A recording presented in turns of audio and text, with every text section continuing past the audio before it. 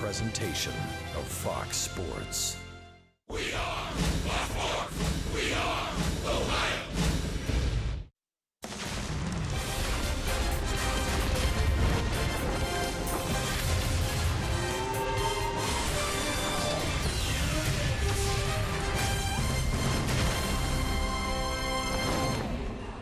The sun is shining. It is a beautiful night, and we welcome you to Citi Field in New York, the final game of this three-game series.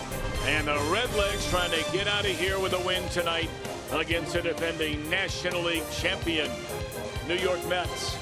Hi again, everybody, alongside Chris Welsh and Jim Day. I'm Tom Brenneman. Great to have you with us on this Wednesday night from New York. Obviously, there have been some heartbreaking losses, and we talk about it seemingly every night here of late. But one thing that can't be denied on the bright side, the play of Zach Cozart. It's really been amazing to watch. I mean, there are a lot of people really wondering what Zach Cozart would be able to bring to the table after spending all last year and winter rehabbing from ACL surgery. He still wears that brace around, but there is no brace on that baseball bat. I mean, he is finding the center of the bat with the center of the ball an awful lot, spraying hits all over the place, batting nearly 400. I mean, there's not a whole lot more that he can do. And as usual, he's playing impeccable defense. Well, you mentioned that .390 batting average. You go back over the last 17 seasons, and only Sean Casey in 04, through at least 15 games in the month of April, a betting average better than where Cozart is right now. All right, now the pitching side of things tonight.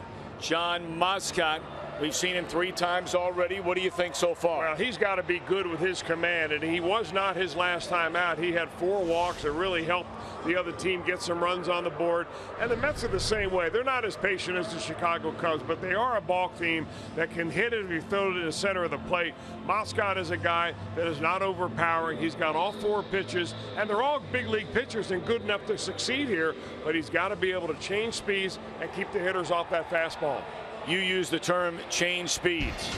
Here's what Reds batters are facing going from Syndergaard to Cologne to tonight's starter Matt Harvey. Yeah, is there any reason maybe why Terry Collins put the big sexy in between the hard-throwing Thor and the Dark Knight? Big sexy. How about that?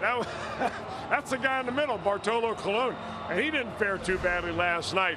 Matt Harvey is a guy, though, that they're really wondering, is he really a work in progress this year? I mean, he shouldn't be. He came back last year after losing the entire season of 2014 to Tommy John surgery, a former #1 draft pick. I mean, they're comparing him to Nolan Ryan and Tom Seaver. We'll get into that a little bit later on. We'll see if he's got his mechanics down and his control, especially against the Reds tonight.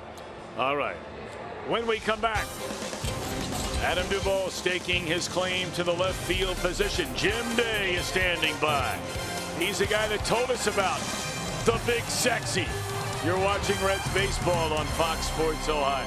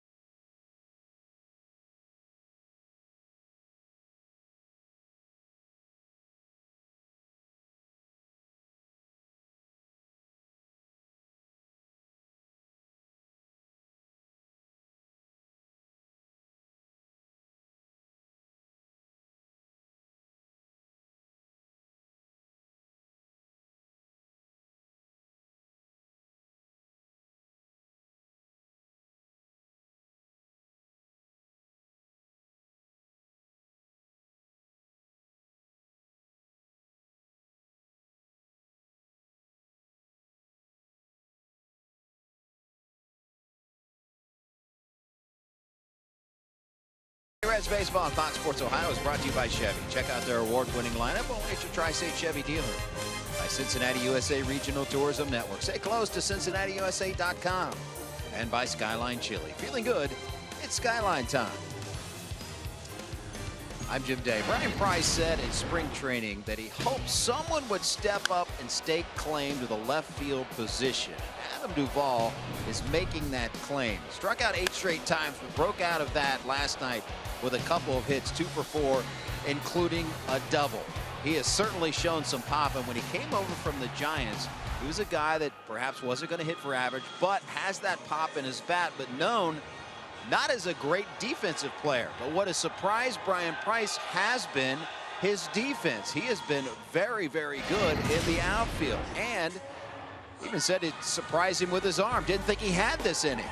Assist against Pittsburgh, a perfect throw. You can't get any better than that from left field. In Chicago, went and got it. Has made a couple of really nice diving catches. The Reds think so much of his defense with Jay Bruce still not here. He's playing the tougher right field, and it's the second time he's done it in this series. So Adam Duvall surprising many with his glove, looking to become the all-around left fielder on a daily basis for the Reds. Reds need a win. Up next, lineups and first pitch. Tom and Chris coming up on Fox Sports Ohio.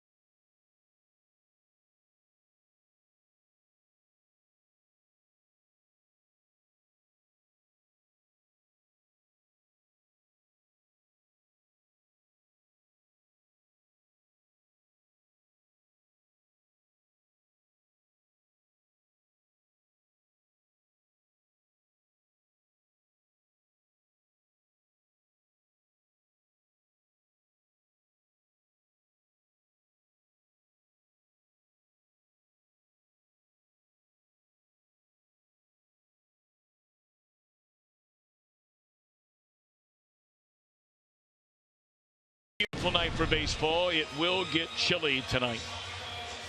And the Mets have taken the field. Let's take a look at Brian Price's starting lineup for the 9-12 Reds. Kozai, De Jesus, Votto, Suarez at third, Mesoraco back behind the plate, Duvall in right, Schebler the nod in left. Moscott on the mound and Billy Hamilton in center will bat ninth. Matt Harvey grew up in this area over in Connecticut, 27 years old. He was Major League Baseball's comeback player of the year in 2015. He was also the #1 draft pick for the Mets in 2010, 7th taken overall in the draft that year out of the University of North Carolina. Kozar dribbles one foul, strike one, and we're underway. Harvey doesn't mess around. I mean, he comes right after you with a fastball. This year, even though his fastball is down a couple of ticks, he'll throw a lot of first pitch fastballs. That's one reason why Kozart and the rest of the Reds are probably going to be fairly aggressive. Harvey underwent the Tommy John surgery, as Chris mentioned, in October of 2013. Missed all of 14. And then last year, Boy, did he have a good year. Won a career high 13. He had an ERA of 2.71. He threw nearly 190 innings. Of course, that was a hot topic as they got into the summer months, having missed the entire year. Oh. Blasted by Cozart into deep left field, and the Reds lead 1-0. The hot inning of Cozart continues.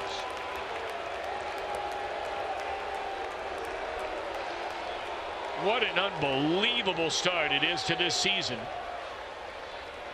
Cozart coming all the way back from that shredded knee in early June, playing better than any point in his major league career. There's no doubt about it. You talk about snapping the bat, too. A little bit of a hanging breaking ball from Bat Harvey, and this was an old-fashioned home run. He hit it back up there, not where the new fence is, but back up here into the seats.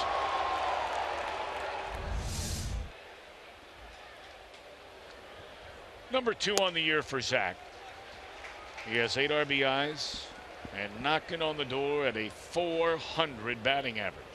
Here's De Jesus. And he's down a strike. Jerry Davis is the crew chief. He's behind the plate. Corey Blazer at first, Sam Holbrook at second, and Carlos Torres the umpire at third. 1-2 on De Jesus. It's the 5th time in Cozart's career he has led off a game with a home run. Remember, 2 years ago he was forced to lead off a lot when the Reds just did not have a leadoff hitter. That's off the body of Harvey, and Cabrera never saw it. Or did it get the back of the mound? I think it got Harvey. That ball was elevated a little bit. De Jesus hit a ball very hard last night for a home run, and he goes right back through the box with this one.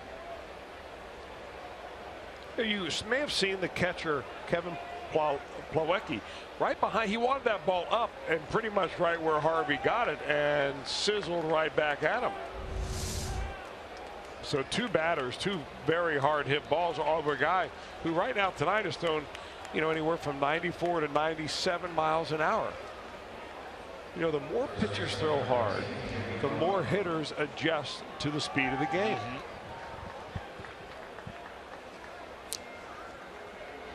Home run single off the backside. So a run in, 1 on, nobody out for Votto. 205 batter. 2 home runs, 11 knocked in. Joey 0 for 1 last night. Walked twice, once intentionally. Knocked in a run with a sac fly. He was 1 for 4 with an RBI in the series opener.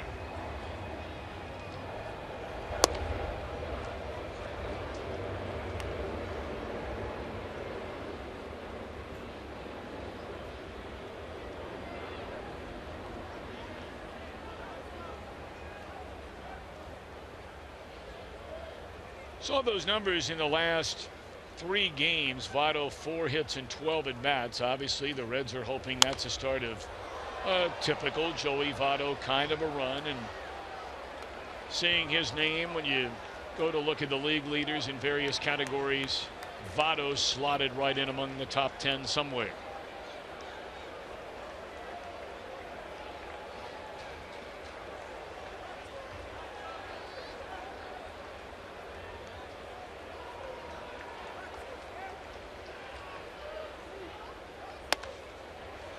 Two and 2.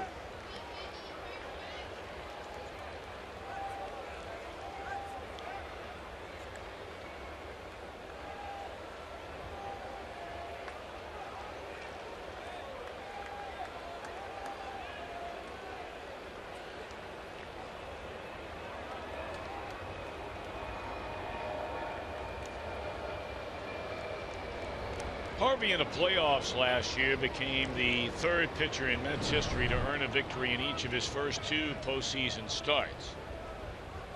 One of the others, his teammate Jacob deGrom, actually won his first 3. And overall, in nearly 27 innings during the entire run, Harvey had a 2-0 record with an ERA right at 3, had 2 no decisions in the World Series, despite The Mets holding 2 ninth-inning leads, which they let get away against Kansas City. So he pitched well when it mattered. That matters in every town. It really matters in this town.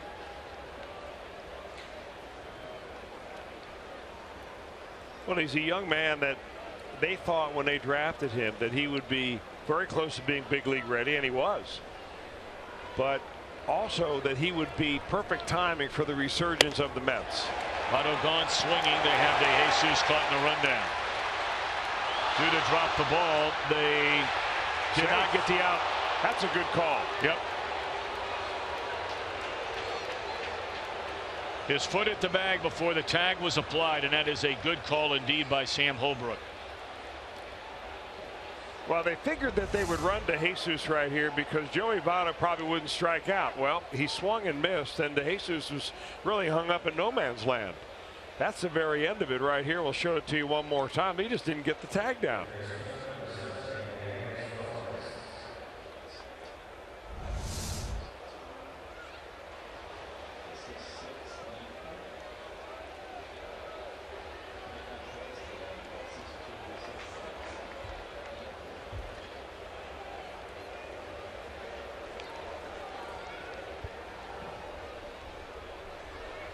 So they give Duda an error. It is scored as a caught stealing. But when Duda dropped the ball, it allowed De Jesus to get in there safely. So here's Suarez. 5 home runs, 14 runs batted in. Reds, of course, have played this entire series without Jay Bruce. Jay and his wife Hannah celebrating the birth of their first child. Great news here on Monday night. And the Reds are certainly looking forward to having Jay back Friday. It falls okay against the Pirates.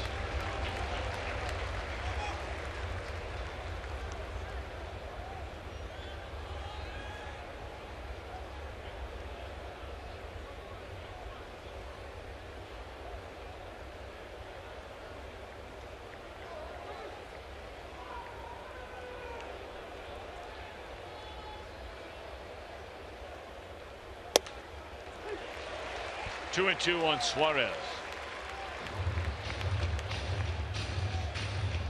We bring up Bruce because, I mean, let's face it. You know, Cozart's off to an incredible start. He's not going to have a lot of runs batted in because of hitting in a leadoff spot. But Bruce and Suarez have been the 2 big bangers for the Reds so far this year. Bruce, a team leader with 15 runs batted in. And really all the while, Brian Price and the Reds are waiting for Billy Hamilton to come around a little bit so they can finally get him out of the number 9 spot and back into the leadoff spot.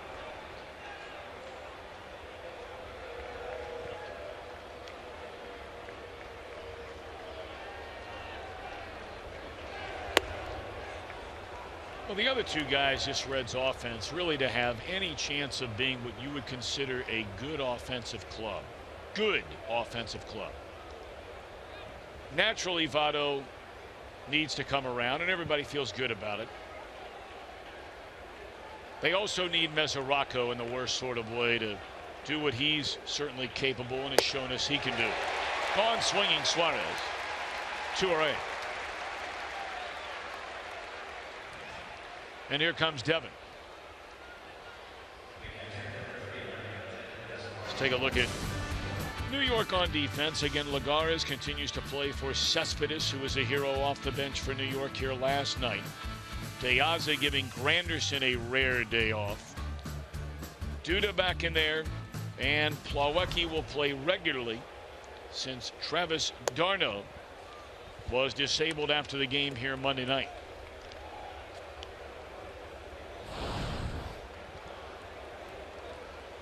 Devin 7 of 46 with 1 double and 1 run batted in.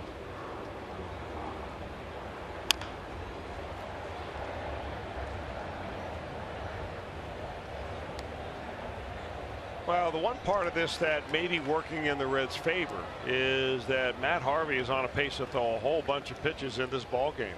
His last time out, even though he didn't nail down a win against the Atlanta Braves, he took over 100 pitches to cover just 5 innings.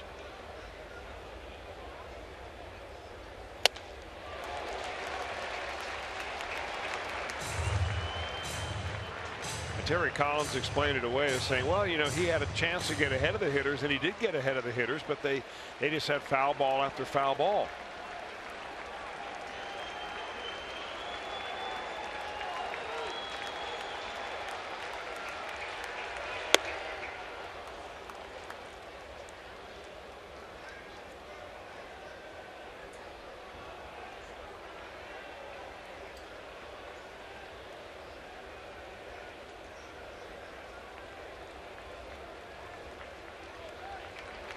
Two and two on Mesoraco, and that's strike 3. But one of the hottest hitters in all of Major League Baseball is the Red shortstop Zach Cozart. He plays long ball leading off the game, and the Reds lead 1-0.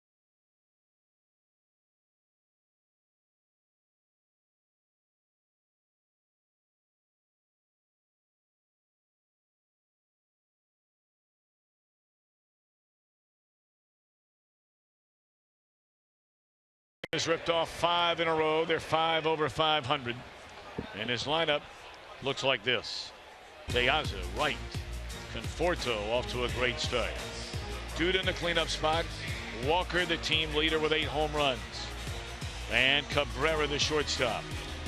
Lagares in center, Plawecki catching, Matt Harvey. John Moscott, start number 3. Looking for his first win of the year right now. John Moscott has got a record of 0-1. He'll throw a fastball about 50% of the time, and it runs up there anywhere from 91 to 93 miles an hour. He likes his slider. 1 out of 3 pitches will be a slider, and he'll mix in an occasional changeup and curveball.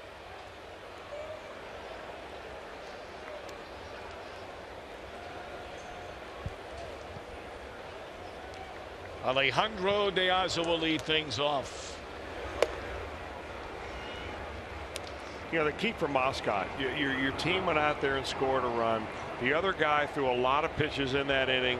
You go ahead and throw the ball over the plate and throw it down. He's got nice run and nice action on his fastball, but he has to command the strike zone and the lower part of that zone. If he does that, he gets a few ground balls and may have an easy night of it.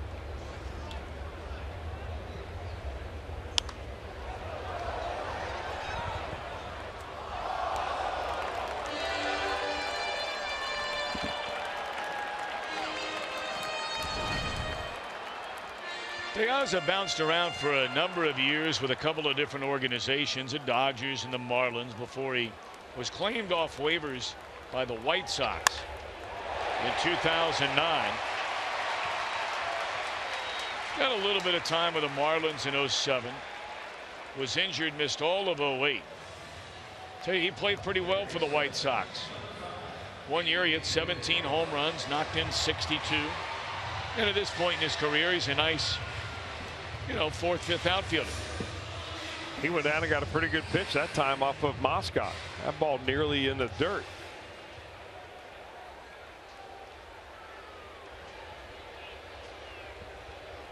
Well, now the Mets captain David Wright. He hit an 0-2 pitch from Tony Cingrani into left field, scoring Granderson in what proved to be the game-winning hit. Mets scoring 4 in the 7th to rally back their first come-from-behind win this year.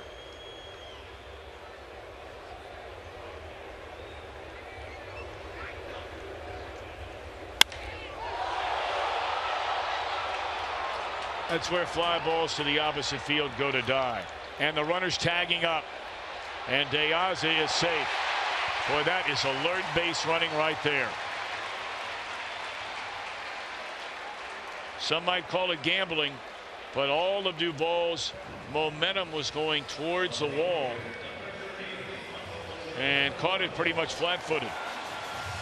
Well, you had a number of factors working. Number one, you're right, he was drifting back on that ball when he made the catch. Number two, he's not normally a right fielder.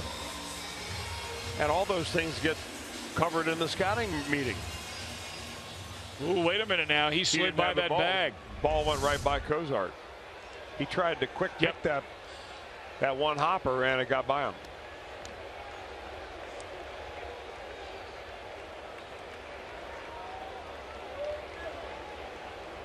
Well, here's a guy who's been the most impressive Mets hitter so far in this series, and that is Conforto. 344 batting. He had 3 hits, homer, single, double. Also walked, scored 3 runs, knocked in a run in the opening. 2 more hits, including a double last night. This guy's only in his 2nd full year of professional baseball. It's not bad.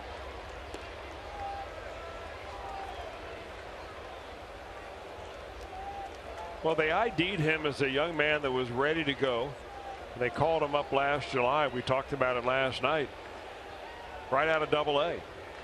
And he never looked back. 23 extra base hits and 174 at bats last year.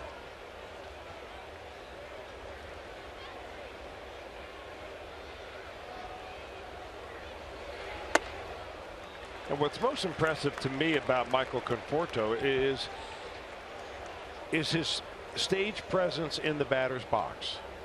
He just seems like he sees the ball well. He's got great pitch recognition. He doesn't panic up there. He's slicing the ball all over the place. And as the count changes, his approach changes with it. Which you don't see much anymore. Well, you don't see it much anymore, but it's not because batting coaches are not trying to instill it or they've stopped coaching it. You see more showcase approach.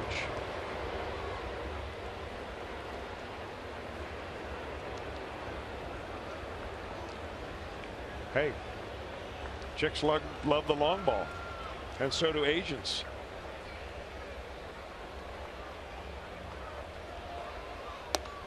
What a good pitch there. Sure was. Strike 3 for the 2nd out of the inning. I don't know if he wanted that changeup or that little off-speed pitch right there to come inside the way he did.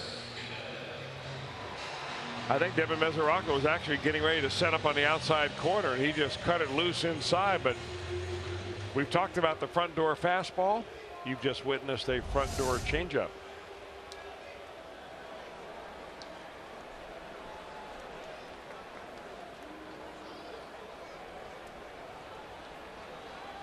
Little Jimi Hendrix, the watchtower, making his way to the plate for Lucas Duda.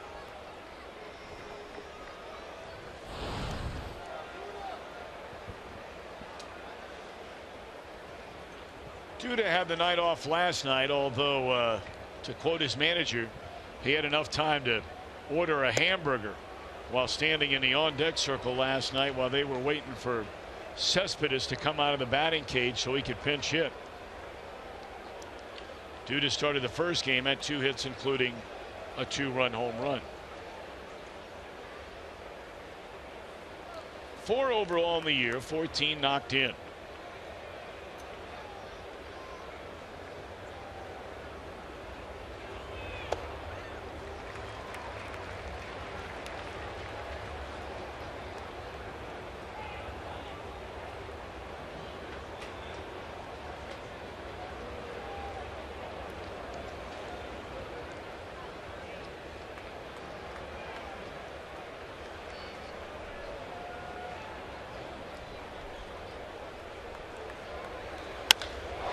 That ball hit very hard into left center field. Shoveler cannot make the play. And it's a 1-1 game.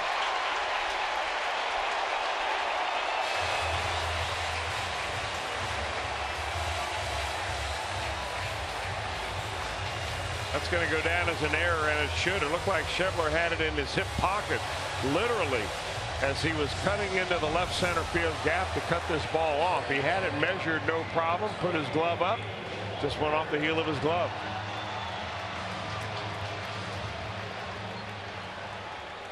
That's the 3rd out of the inning you're looking for right there.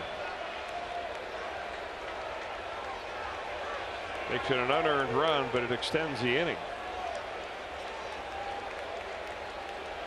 Should have been a 12-pitch scoreless inning, 13-pitch scoreless inning.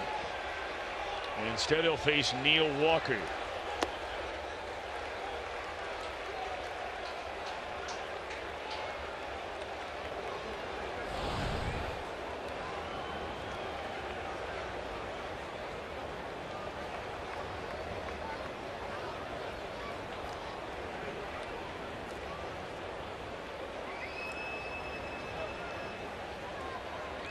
All right, now the youngster Moscott really needs to bear down. Try to pitch through this additional out the Mets have been given here in the bottom of the 1st inning. It's another part of growing up as a young pitcher. Well, the mental side now. You get this opportunity at every level. In fact, you may say you get it up more often down in the lower levels of the minor leagues than you do in the big leagues. That is covering for a teammate that just made an error.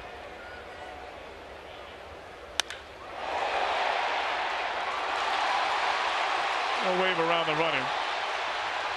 2-1 New York.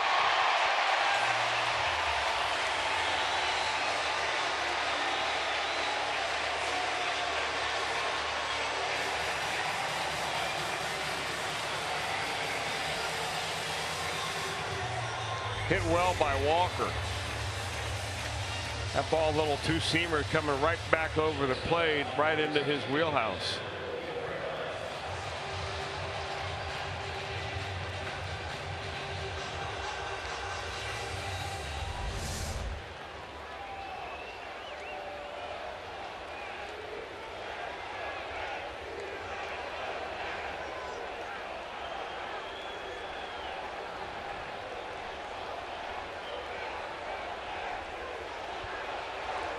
That'll bring up the shortstop, Duvall Cabrera. He is off to a rock-solid start. This is his first year as a Met. .319 batting average, 1 home run, 5 runs batted in.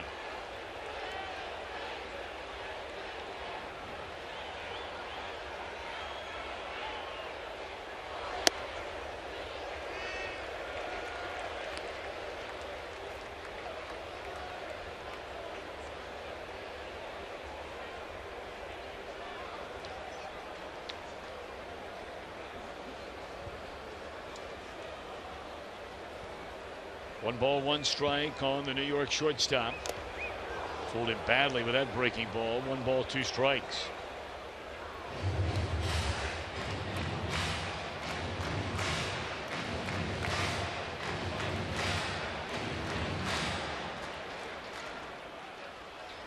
Well, whether it was Shea Stadium or here at Citi Field, they have just an incredible sound system in this ballpark. I mean, you need it. What with nearby LaGuardia, and you'll hear planes flying in and out all night long. It feels like there's 60,000-70,000 people in here when they do something well.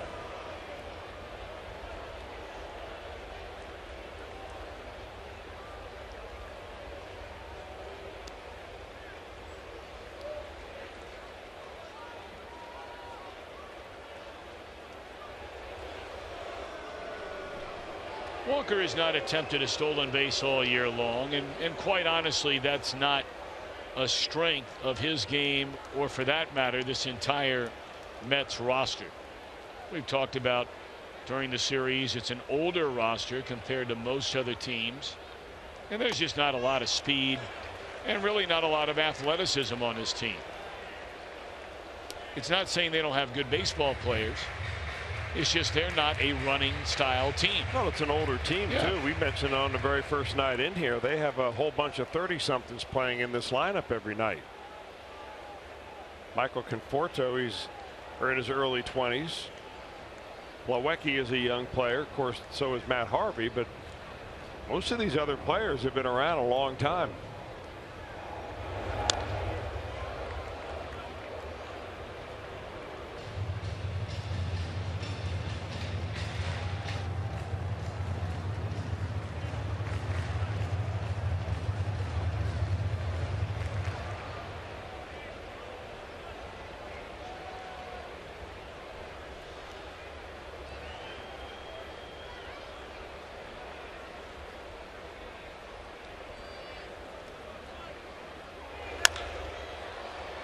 One hopper down to Votto, and that's a tough one for John Moscott. He deserved a lot better than that. A big error by Schebler opens the gate for a 2-run inning and a 1-run Mets lead.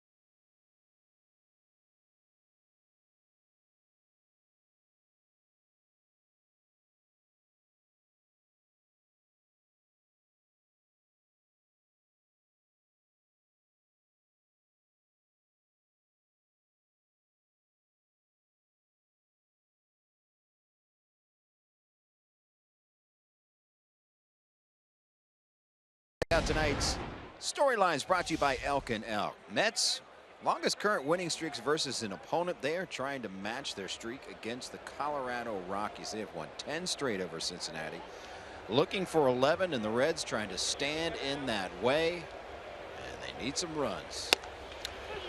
Yes, they do, after the 200 runs against John Moscott in the last of the first inning.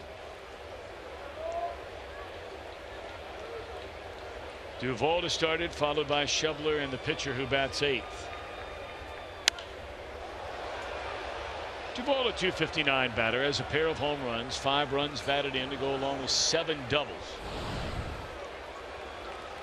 Louisville native trying to, as Jim Day reported on earlier, trying to really nail down that left field spot. You know, Brian Price said from the very beginning, going back to spring training, that while Duvall is a right-handed hitter and Schebler is a left-handed hitter, it was never going to be a straight platoon where you play when the lefty's on the mound if you're the righty and vice versa. And just based on the first month, nearly the first month, Duvall has just simply outplayed Schebler. And really, it's not even close. So far, it's a long year.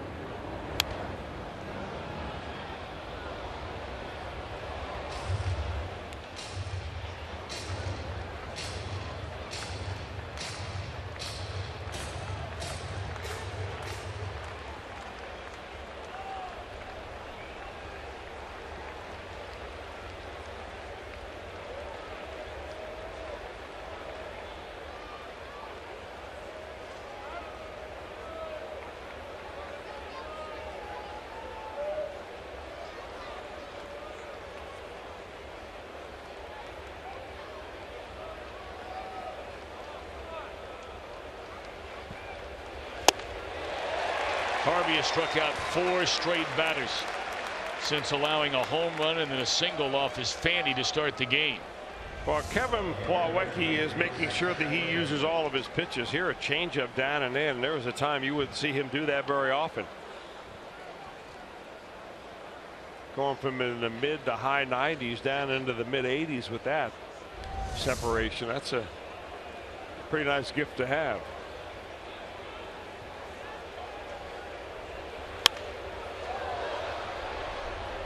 You may remember there was so much talk as Schebler is down a strike about, as the Mets were trying to get into the playoffs last year, eventually winning their first National League East title since 2006. Heck, it was their first winning year since 08. That Harvey would not pitch the year before. What was the innings limit going to be on him? I mean, there was a lot of drama around here. There sure was. And he got involved and eventually made the decision. And his agent got involved, Scott Boras. Of course, it was Scott Boras that advised Harvey when he was drafted originally out of high school, I think in the 3rd or 4th round. Turned down $1 million to go ahead and take a scholarship to the University of North Carolina.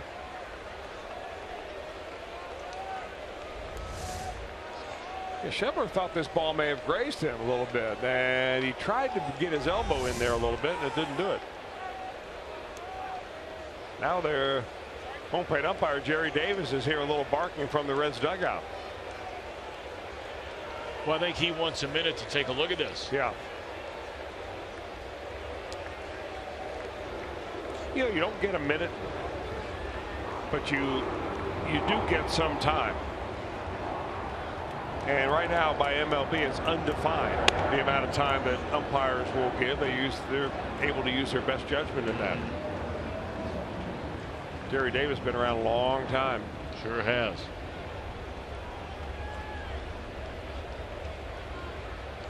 Three balls and 2 strikes.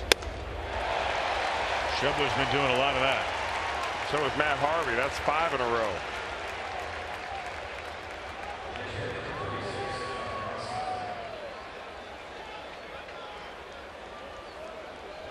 Second most strikeouts in the National League. This very, very, very talented Mets pitching staff. Not only their vaunted young rotation, but all the way through the bullpen. And they're not walking anybody.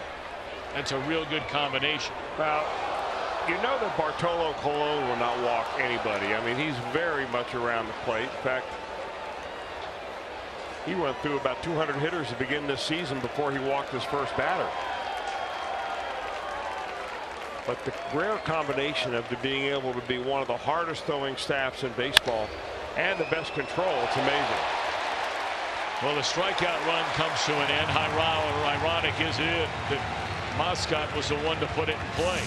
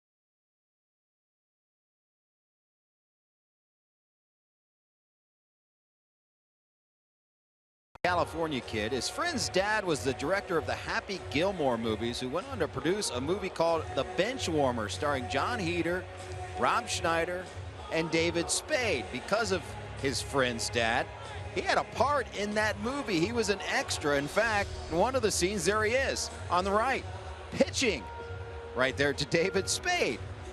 John admits he was a little bit chubbier at that point, going through that point as a kid, but you can see the delivery is about the same. He said it was one of the times of his life. Gave up about 7 home runs to Rob Schneider during this movie. And I talked to him about what it's like to look back on it now. It doesn't feel like it's me, honestly. It's hilarious. I look back and I see myself giving up all these home runs, and I just have so many memories from that. It was a priceless experience, and I'm lucky to have been able to do it. Now you look at the credits of the movie, he's not listed because that would have ruined his eligibility in college. Nonetheless, time of a lifetime. Well, I tell you what, it's a shame he didn't have it in there, because he'd be getting royalties from the Brenneman family. I think my son has watched those movies probably about 4 dozen times.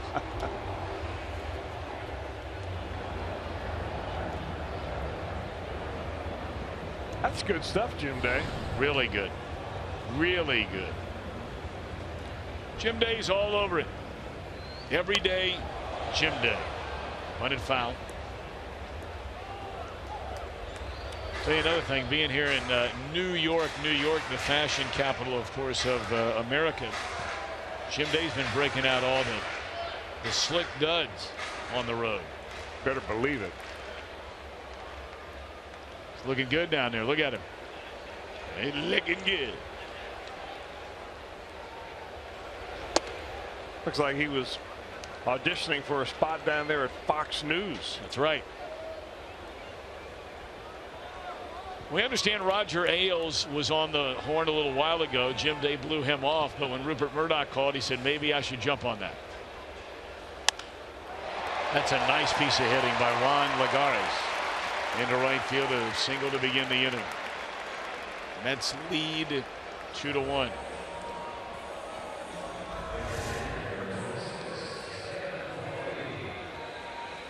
Good bit of hitting because he took it the other way. Still, that ball was probably a little bit more of the plate than Moscott wanted.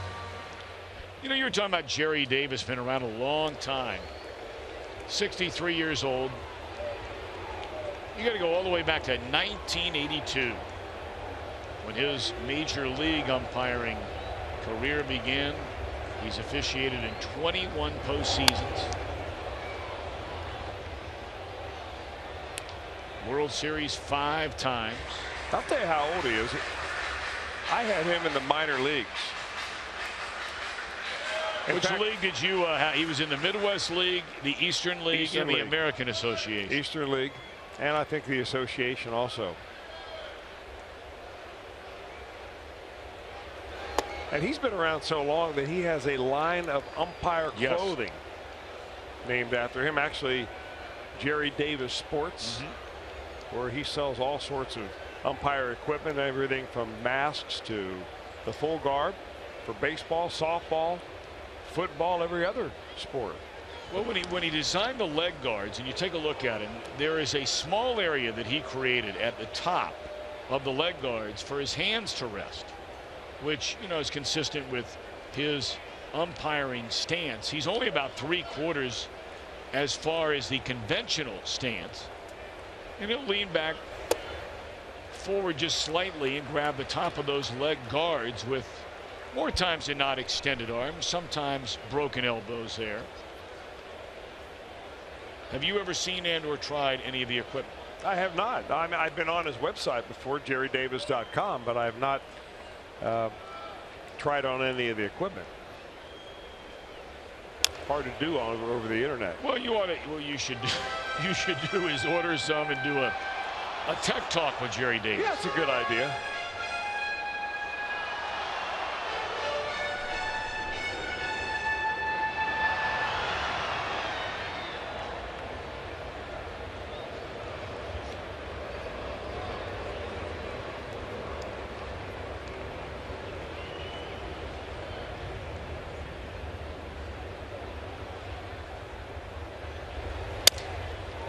Oh dear, that is a foul ball. And Plawecki's looking for a new piece of lumber and something to bring back the feeling in both those hands.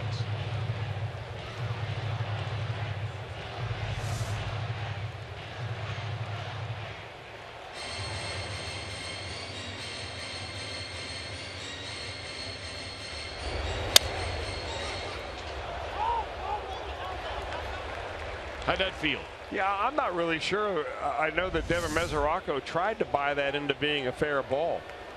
Didn't feel very good. Kind of like sticking your hands, reaching up under the gutter and grabbing a wasp nest. Doesn't sound good. Coming right back in there again.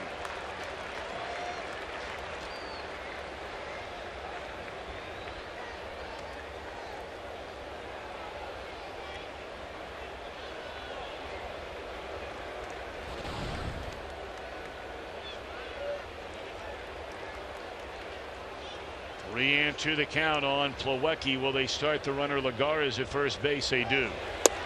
And it's ball four. Number 8 hitter.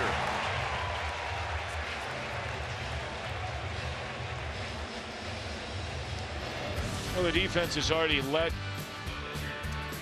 Moscott down in this one. It's brought to you by Ford. It was Schebler who dropped what would have been the final out, and it would have been a scoreless first inning. Hamilton and Duvall join him in the outfield. Still no Brandon Phillips since being hit on the left ring finger with a pitch from Noah Syndergaard here on Monday night. I want to check in with Jim Day about that here in a moment. Pitcher up there, at least one would assume to bunt. 2 on, nobody out.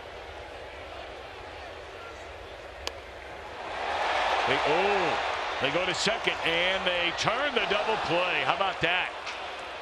It looked like they had an easy shot at third, but Mesoraco had made up his mind and the Reds turn it. That's a great play by Mesoraco. The field is right in front of him and he sees that play developing. He knows that the lead runner Lagares is a center fielder and he can really run. So why not go after the catcher from first to second? You know you've got the slow runner there, and if Harvey gets out of the gate slow at home, you turn the double play and get 2. Very smart play by Devin Mesoraco. And Moscott fired up. And that's the kind of play you pre-plan. So now back to the leadoff man, De Aza. He singled to start the game and scored the first Mets run.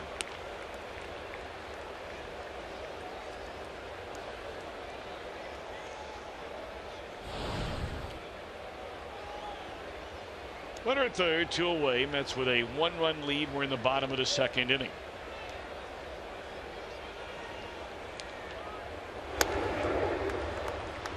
Two and 0.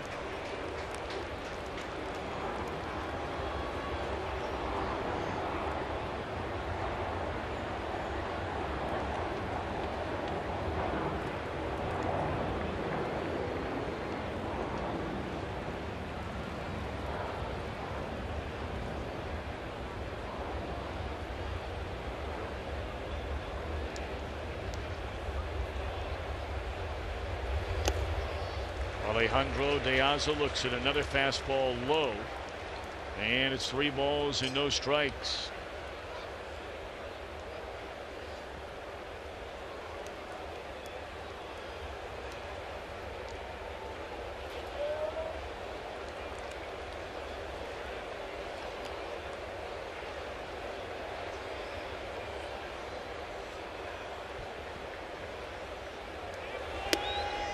A 4-pitch walk to De Aza, who's hitting $190.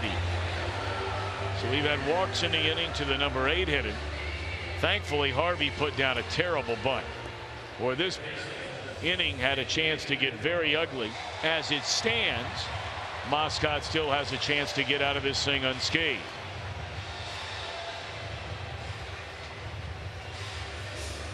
While Mark Riggins comes to visit the mound, Jim Day, I just mentioned your good friend Brandon Phillips.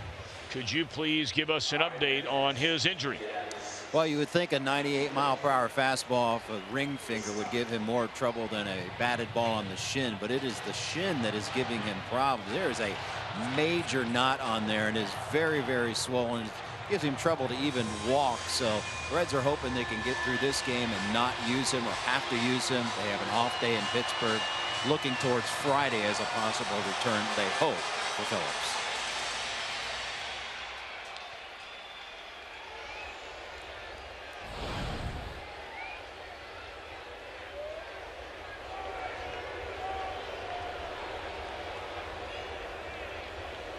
David Wright, runners at first and third, 2 out. And a first pitch breaking ball is in there, a strike. He got a first pitch fastball the first time, hit it a long way. But as you say, in this outfield, you want to make those hitters hit the ball the other way. Very few times do you see an opposite field home run.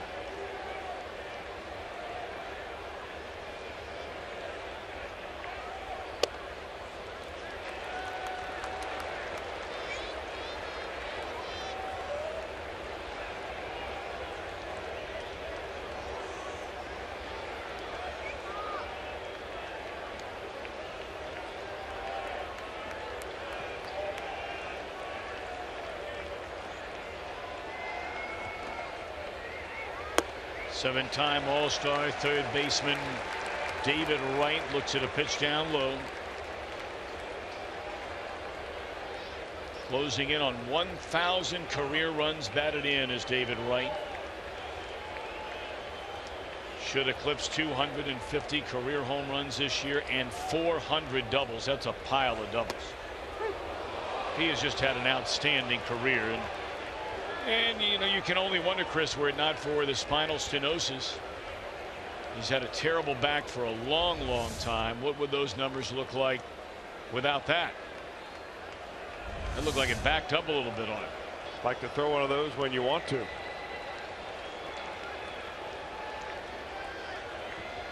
Two and two to David Wright.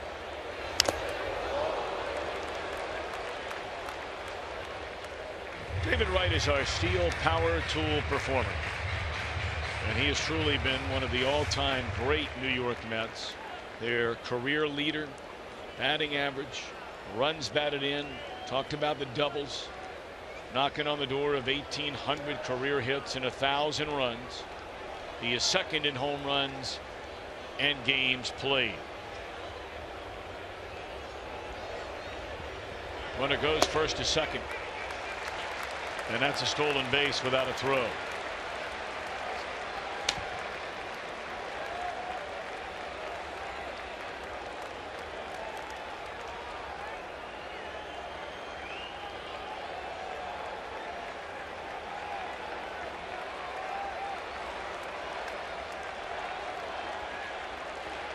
Three and two on David Wright. And there's another walk.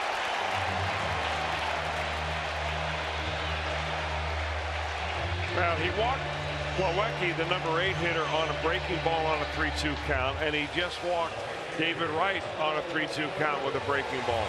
Got to believe in your fastball a little bit, but not necessarily only on a 3-2 count, but earlier in the count. You can't nibble early on and expect good results.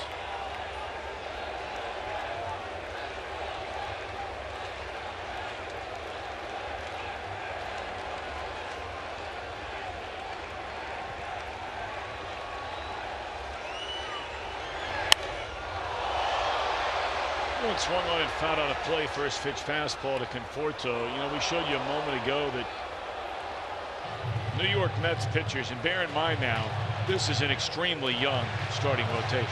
Now, I know they're talented, blessed with enormous talent, but they're still very, very young guys. Their whole staff, 42 walks.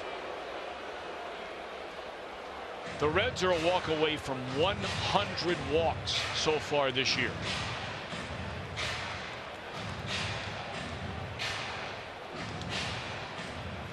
I think he knows that. He does better than anybody.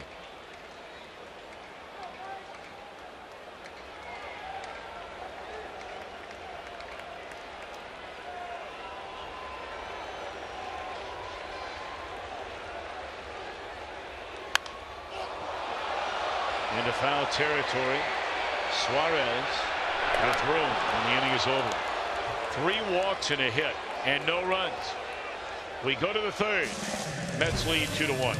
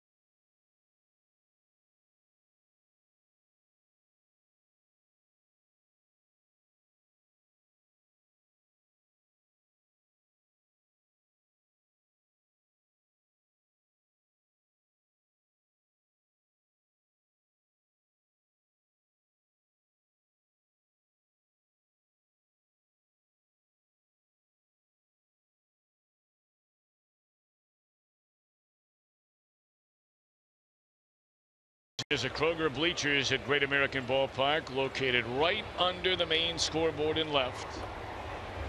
It's a hot spot. Call 513-381-REDS. Visit select Kroger locations or log on to reds.com.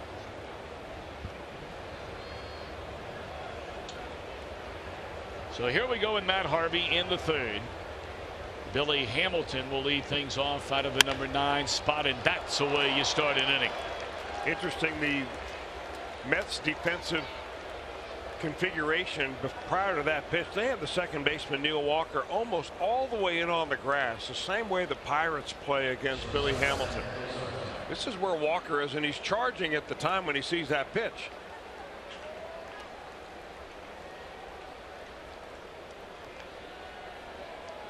So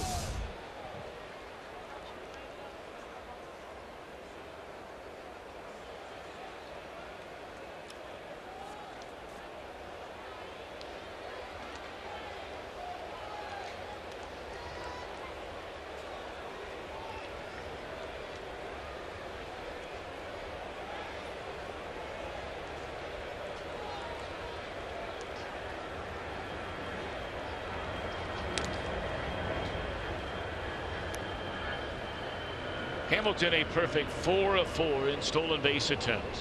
See if now that Billy Hamilton has the same effect on Matt Harvey that he had on the opening night's pitcher Noah Syndergaard. Tonight's IGS bringing the energy zeroes in on Zach Cozart. Chris, you are very much a numbers guy. Take a look at the numbers for Cozart against right-handed pitching. Well, in 2016, that's a number I like right there, 395.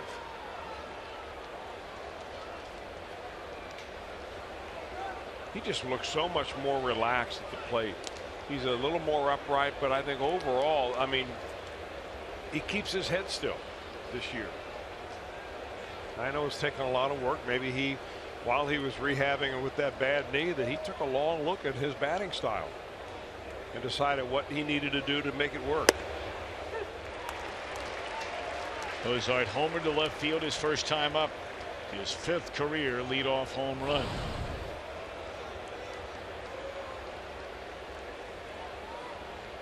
And that batting average you see at the bottom started at 390, and it's sitting right now on 400.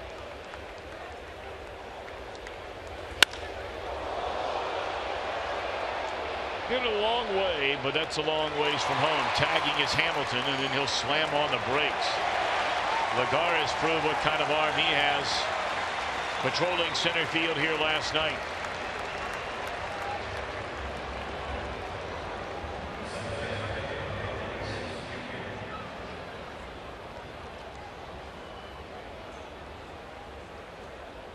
But you saw the difference from a more experienced outfielder in Lagares than Duvall, who is not a right fielder. He's playing right field tonight. When that ball went in the air, Lagares hustled all the way back and got himself into a throwing position where he had some momentum coming to the second base bag. Whereas Duvall sort of drifted, caught it flat-footed, and then seemed surprised when the runner took off. And not allowed him to throw. Well, the play to Lagares was much deeper also. And I think he's used to seeing that, and that's where the experience pays off. Good point. And if you don't know what we're talking about, if you weren't with us, in the first inning tonight, a leadoff single by De Aza. The next batter hit a fly ball into deep right field, and De Aza tagged up like Hamilton was thinking about doing, and safely went into second base.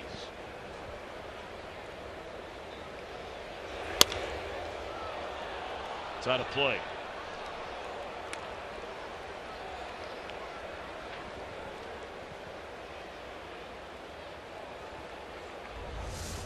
Here's what you were talking about, Tom, Duvall kind of drifting back on that, and I don't think he even thought that it was under consideration that the runner De Aza would go from first to second, but Lagares knew immediately. Maybe because it was fresh in his mind, because he saw his teammate take advantage of an outfielder drifting on a fly. 1-2 the count on De Jesus. De Jesus hit a missile right back through the middle off the backside of Harvey the first time up on a high fastball. That last pitch had him way out in front of changeup.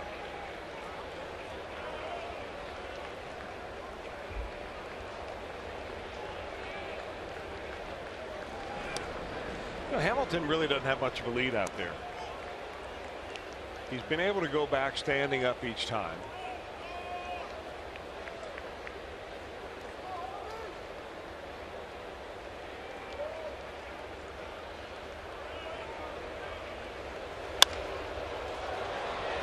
Hamilton will advance on to second, and that is an error on the second baseman Walker. Everybody's safe. Reds get a break. Second error of the night for New York.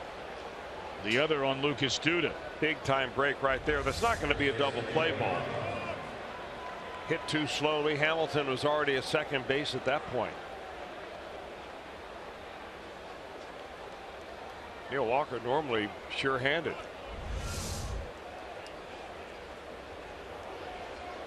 So now a chance for Joey Votto to do some damage.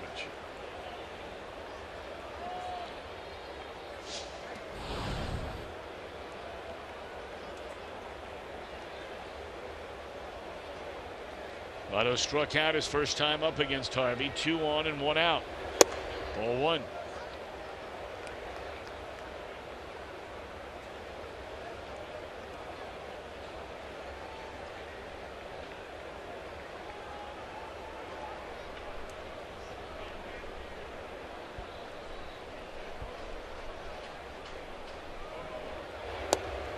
Yeah, pulled the string on him there. That's a good pitch. I don't know if there's an agreement that runners don't run when Votto's at the plate, but this would be an ideal time because that last pitch, Matt Harvey didn't even look to second base to check Billy Hamilton. Not once.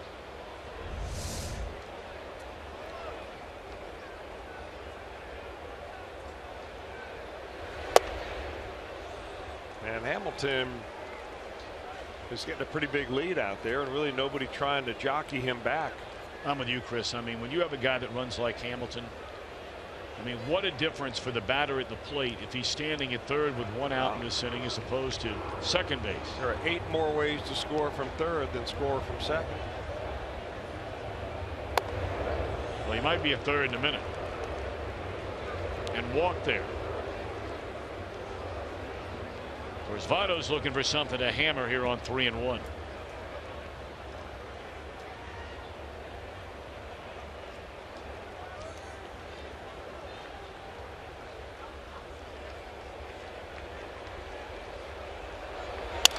Hamilton takes off. It's a broken back fly ball that'll fall in a hit.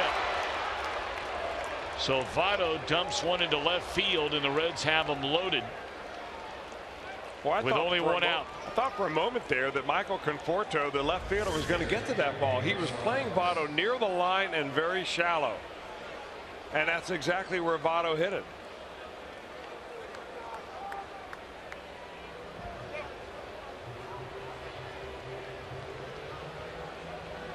Dan Worthen, the pitching coach for the New York Mets, will come out and visit with Harvey. He allowed a single to Hamilton, got an out. Should have had a second out on the air by Walker. And now the broken bat single by Votto to load him for Suarez. You know, ever since drafting Matt Harvey in 2010, they've been comparing him to Nolan Ryan and Tom Seaver. And we'll show you a couple of still shots of the deliveries of Harvey, Seaver, and Nolan Ryan when their foot hits the ground. And the thing to look at right here is his hand and pointing that ball right towards the center field fence. A lot of pitchers do it, and a lot of pitchers have been taught to do it that way for a long, long time.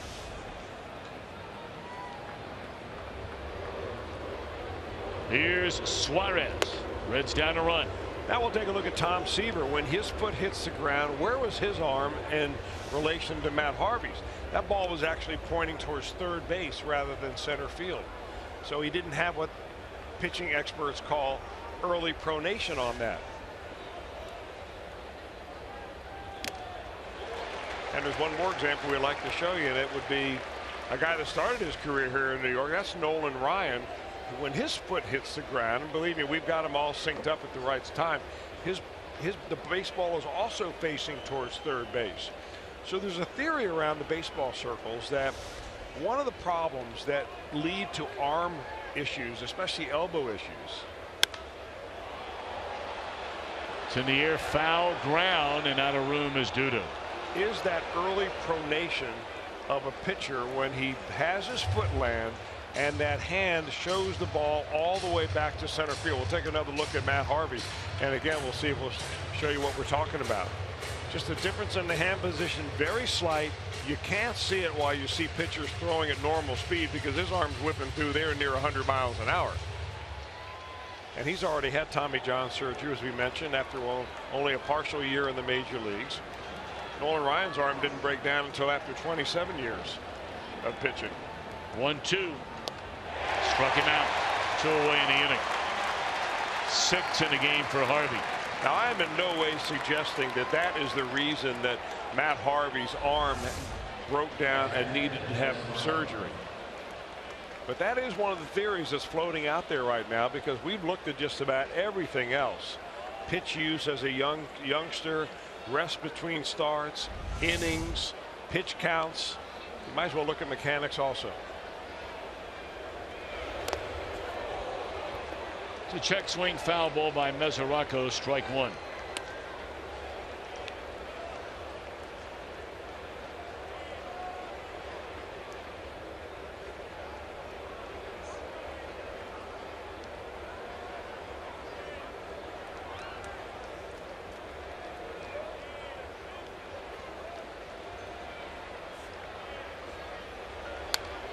And now quickly 0-2.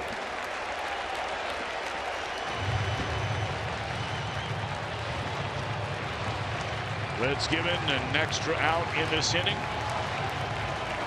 Harvey got the strikeout with the bases loaded and 1 out. And now with 2 away, ahead 0-2 on Mesoraco.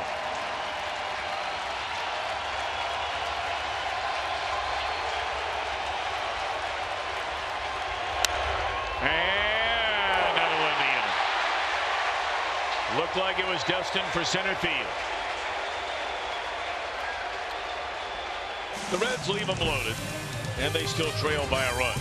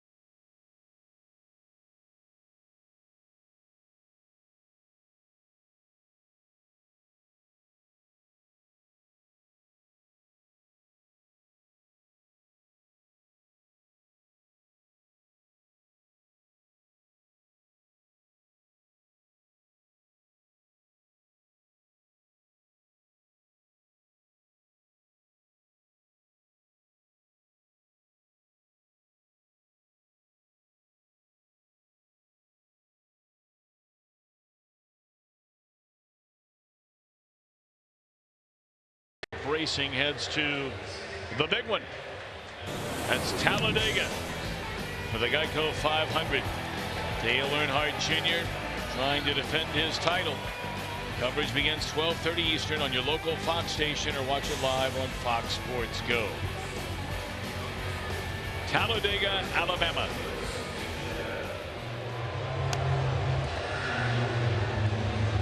That's a far cry from the home of John Moscott in Palisades, California.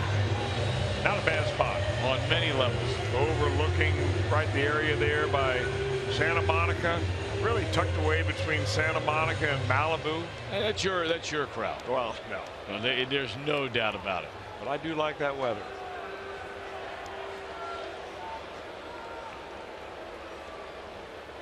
Wasn't that the area for a long, long time that you had a buddy or something like that that had a place up there? Yeah. Drake Hogeston, who was a star of Days of Our Lives, still is. He's been on Days of Our Lives probably close to 30 years. That's right. I'd forgotten who that was. He's been John Black on that show. Well, you got a lot of people now that are saying, "Oh my gosh, you're friends with him?"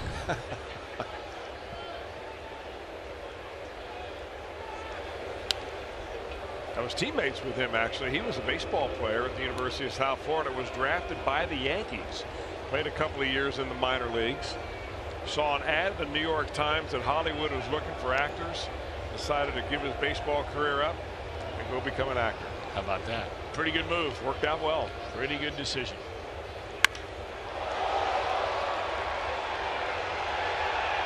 Fly ball in the left field. That'll take care of Lucas Duda to begin the New York third, with the Reds on the short end right now of a 2-1 game, 2 unearned runs against Moscott in the opening inning. Right, he could really use a nice quick inning right here. He walked 3 in the last inning. Faced 6 batters in the first inning.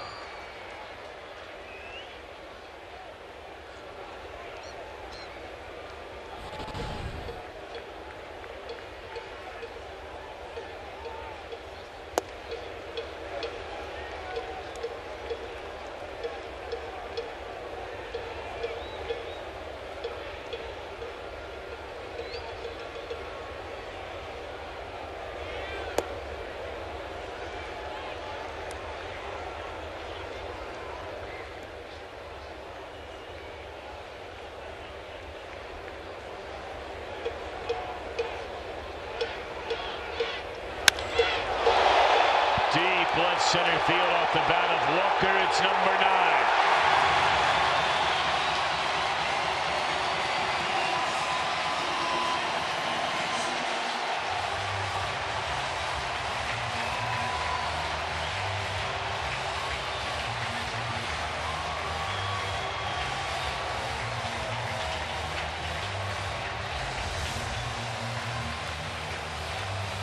What in the world has gotten into Neil Walker? I'll tell you, he's taken advantage of every mistake pitchers have made, and I mean, he hit that ball a long, long way.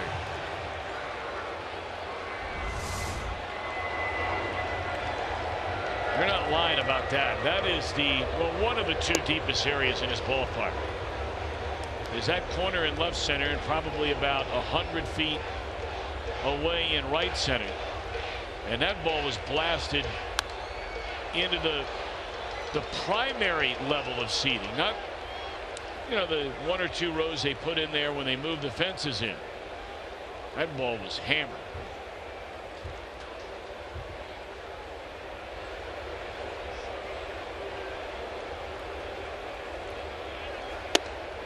(3-1) Mets.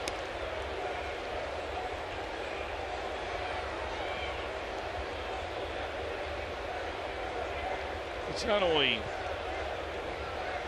9 home runs on the year, but that's 8 in his last 12 games.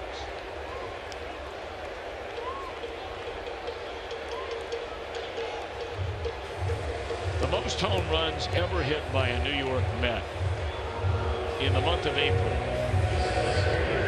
is 9.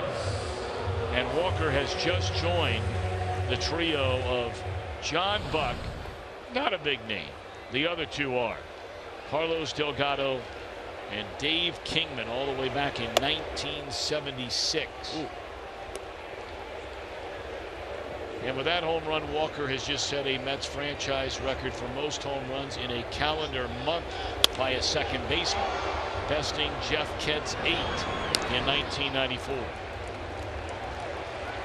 That'll be all for the Reds. They trail at the end of 3-1.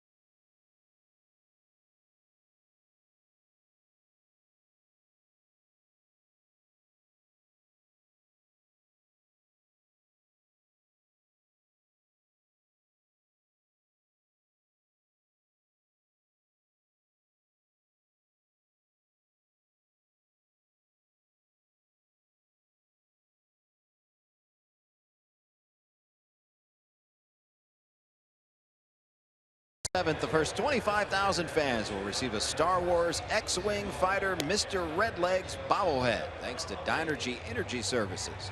Get your tickets to Star Wars weekend for as low as $12. Call 513-381-REDS or visit reds.com.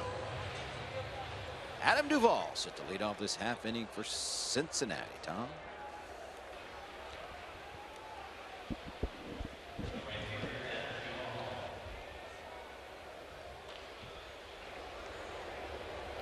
All right, well, Walker makes it a 3-1 ball game.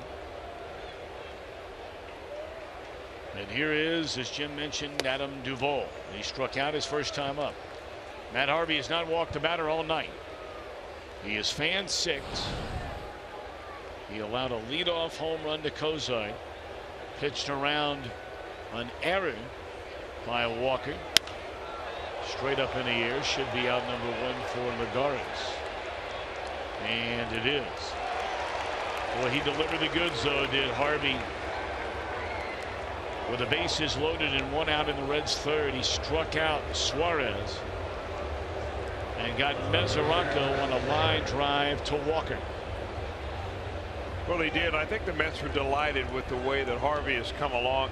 The draft that we're talking about, when Harvey was taken number 7 in the country from the University of North Carolina, was the Bryce Harper draft. He was the first player taken ever.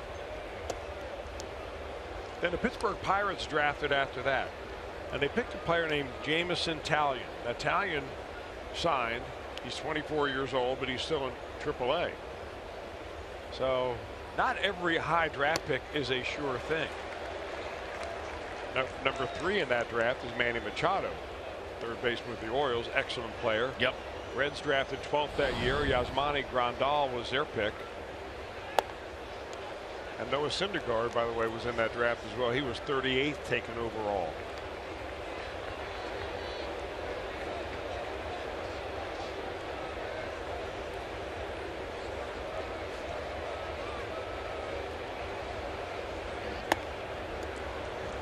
Here's Shepler. Harvey struck him out in the second inning. 3 balls and a strike on Shepler.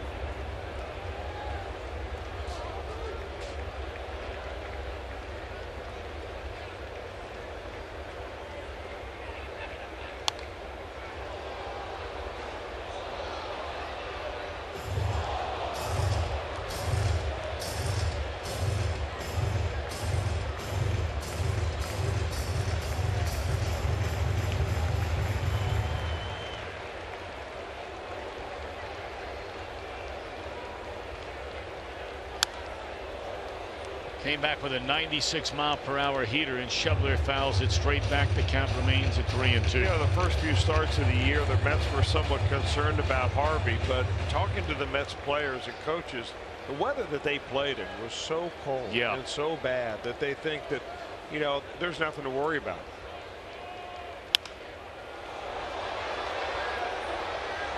And it always seems that the real power pitchers take a little bit longer to get going, even though you have 6 weeks plus in spring training and you come in shape nowadays. Here's what he did the first 4 starts in each of the last 3 years. In 2013, unhittable. He missed 2014 with Tommy John surgery, but he has set the bar pretty high. And when you do that in New York and you begin to come back down to mortal status, they let you know it. Oh, they'll let you know it. Oh, will they let you know it? I don't know if I've ever felt worse for a professional athlete in my life, as here's ball 4 to Schebler, than I did one day at Shea Stadium a long time ago for Jeremy Burnitz. Oh boy, it was really bad. Double header, no less. And with every at bat, it got worse. I think he struck out 7 times in the doubleheader, dropped 2 fly balls in right field that cost him a game. Nice bunt by Moscott. That'll advance Schebler to second, 2 away in the inning.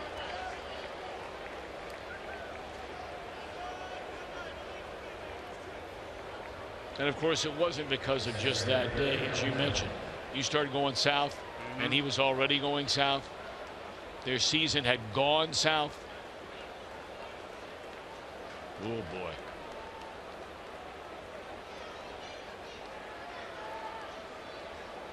That was a bad day for me that day, though.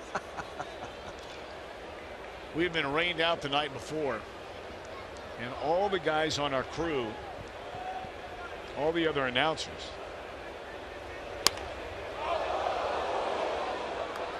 had bought tickets to go to the theater with their wives on Saturday night.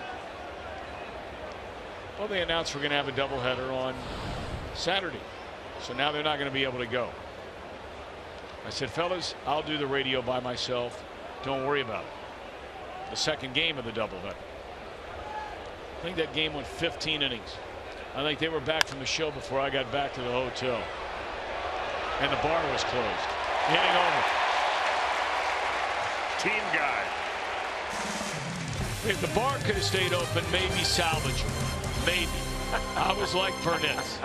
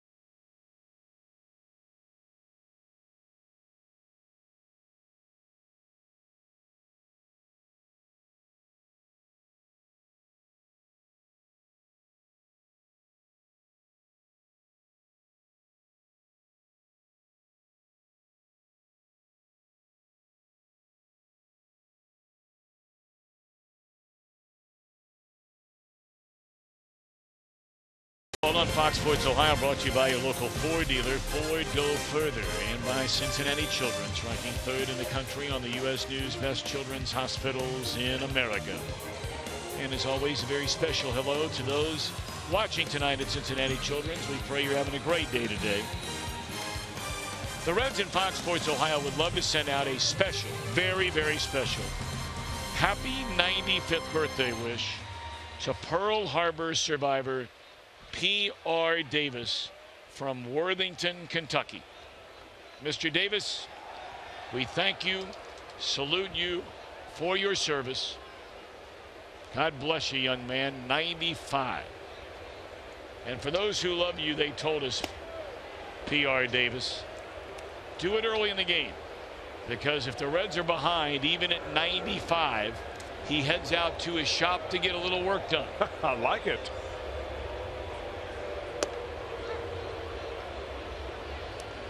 Great stuff. Happy birthday. And we always thank those who have served, are serving, and will serve.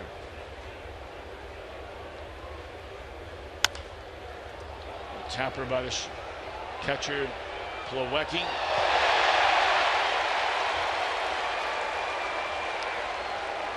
And he will reach safely on the air by Kozar.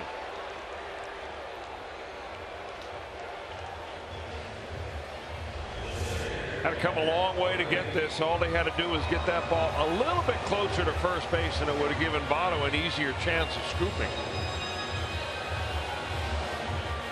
Votto's kind of contorted over there making that stretch.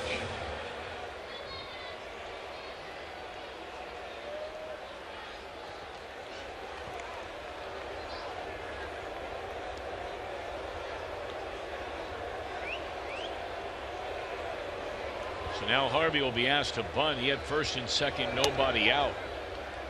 And they had him put one down. It was directly off the plate into the hand of Mesoraco, who started a catcher to shortstop to first. Double play. That was the inning you thought, okay, Moscott is going to get out of this thing, no problem. Now, the Mets didn't score any, but after that double play, there was a runner at third and 2 away in the inning.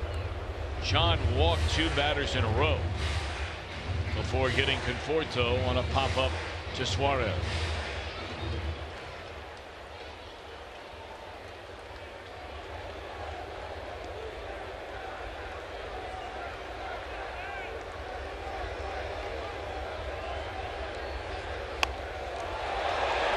Mesoraco will go to first this time. And Plawecki into scoring position. Coming up later on, we'll have our Miller Time moment, as always, brought to you by Miller Lite.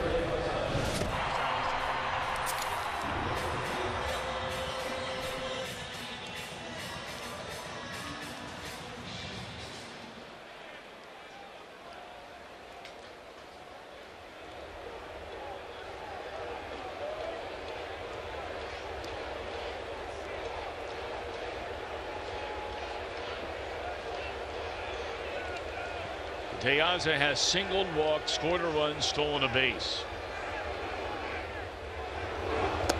Good breaking ball to start him, a strike at the knees.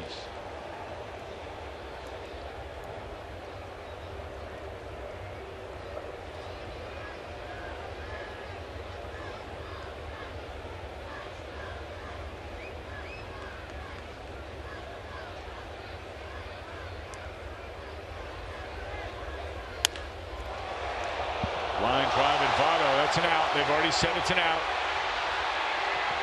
It was after Votto had reached in to try and make the exchange, and the home plate umpire watched as the first base umpire was all over it, Corey Blazer. So that is a line out officially to Votto. It's an out because he had control of the ball while in the glove.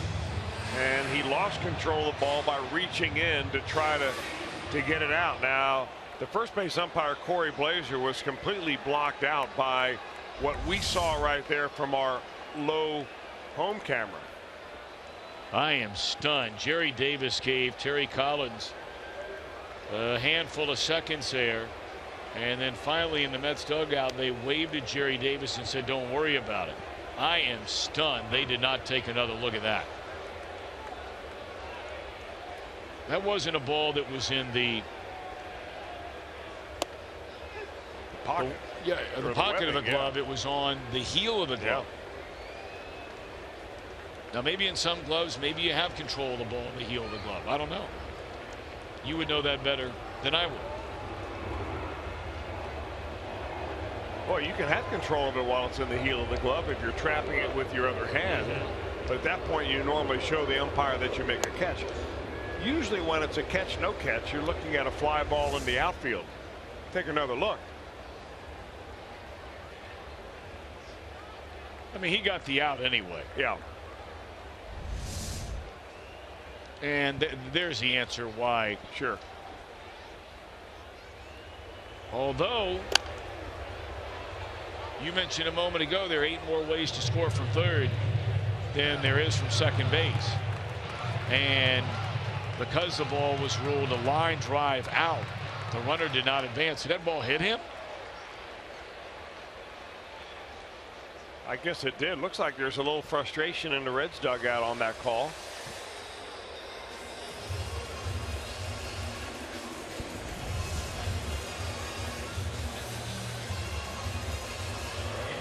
Catcher interference on that one. Oh, I got you. Okay, I didn't see that. Thank you. Well, he is awful deep in the batter's box there. Either that or Mesoraco is crunched up there very close. It didn't look like Mesoraco reached all that far forward and still clipped the bat. So that has scored an error on the Reds catcher. Second error of the inning, third error of the game. And now the batter Conforto. There are some players that excel in catcher's interference. Pete Rose is one. I think he's got more than any in baseball. Over 100 times. I think it was the number something like 138 for Pete Rose. Pulled right at the second baseman, and the inning is over. 6 left on base thus far. Moscott pitches around a pair of errors. 3-1 New York. We go to the 5th.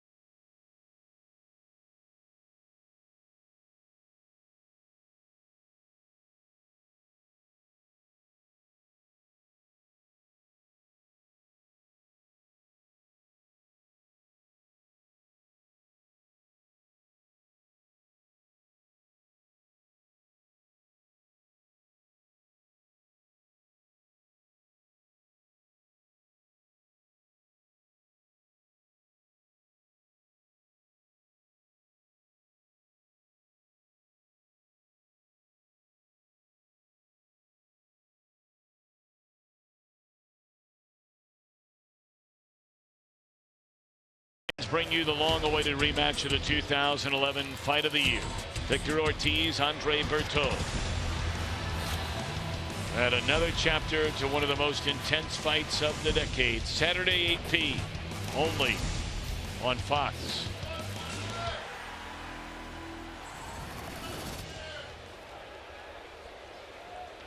They just had a shot in between innings here at the ball game tonight. A proud alumnus of The Ohio University. Host of the Today Show, Matt Lauer, and his family here tonight.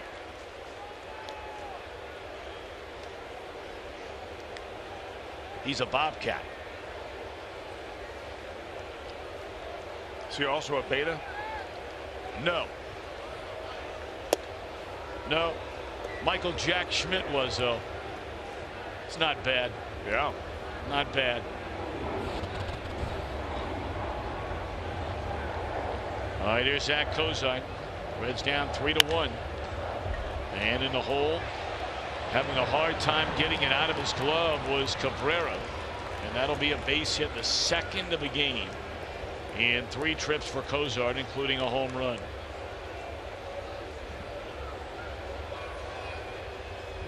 We have not seen some defense really tonight from the Mets infield at all. Walker has bobbled a ball. That play right there was bobbled. We've seen really bobbles on both sides. That one will go as a base hit, but it's one of those plays that if you field it cleanly, it's very makeable.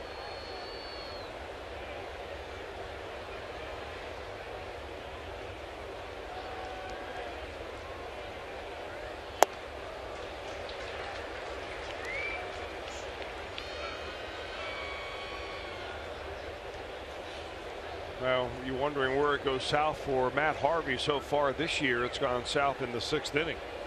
Innings 1 through 4, very tidy batting average against. Bumps up a little bit in inning number 5, and then in the 6th, look out. Ivan De Jesus Jr. A tapper down to 3rd. They won't be able to turn a double play here, but they do get the out on De Jesus, and Kozai into scoring position, 1 out. So here comes Votto, 1 of 2. Struck out in the 1st. He got jammed with a pitch and broke his bat on a little flare down the left field line his last time up, but it fell in front of the charging left fielder for a base hit.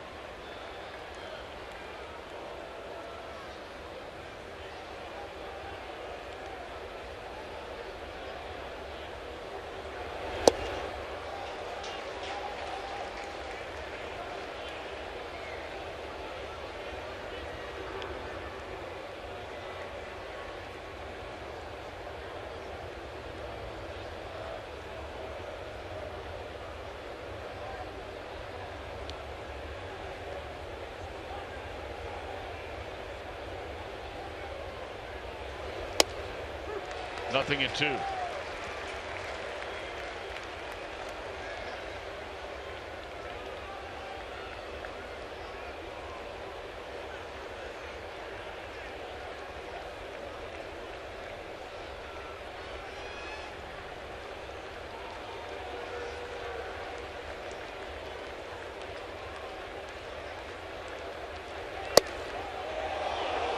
Close pitch there. Fastball at 94. A bit wide of the strike zone. 1-2 on Votto.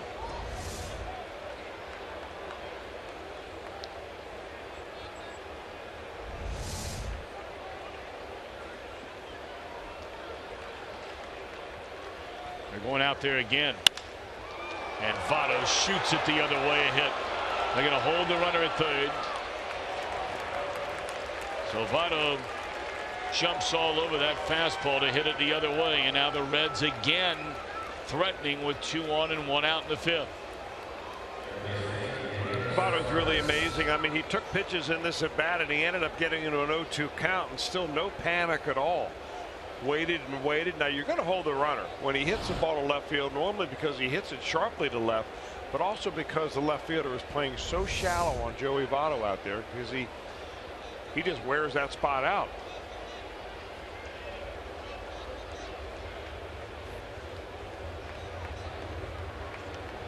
Another chance for the Reds' 3rd baseman Suarez, who in each of the last 2 nights with Brandon Phillips out has batted in the cleanup spot. He struck out with the bases loaded in the 3rd, and that came with only 1 out in the inning. Strike 1.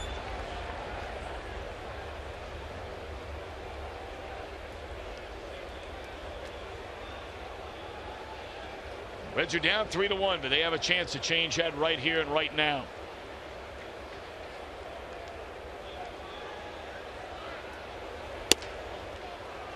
Reds are trying to make that statistic that we showed you on Matt Harvey and his troubles in the 5th and 6th innings come true.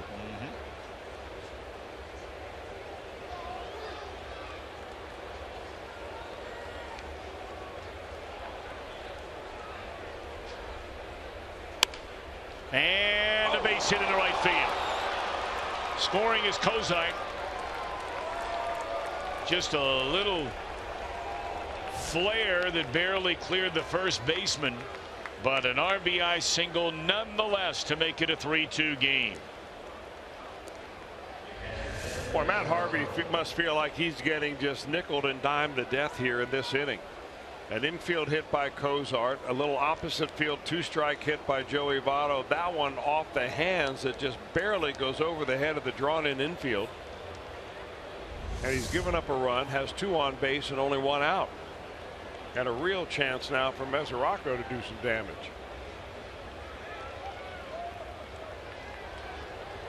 Devin 0 for 2. And this is a double play ball here.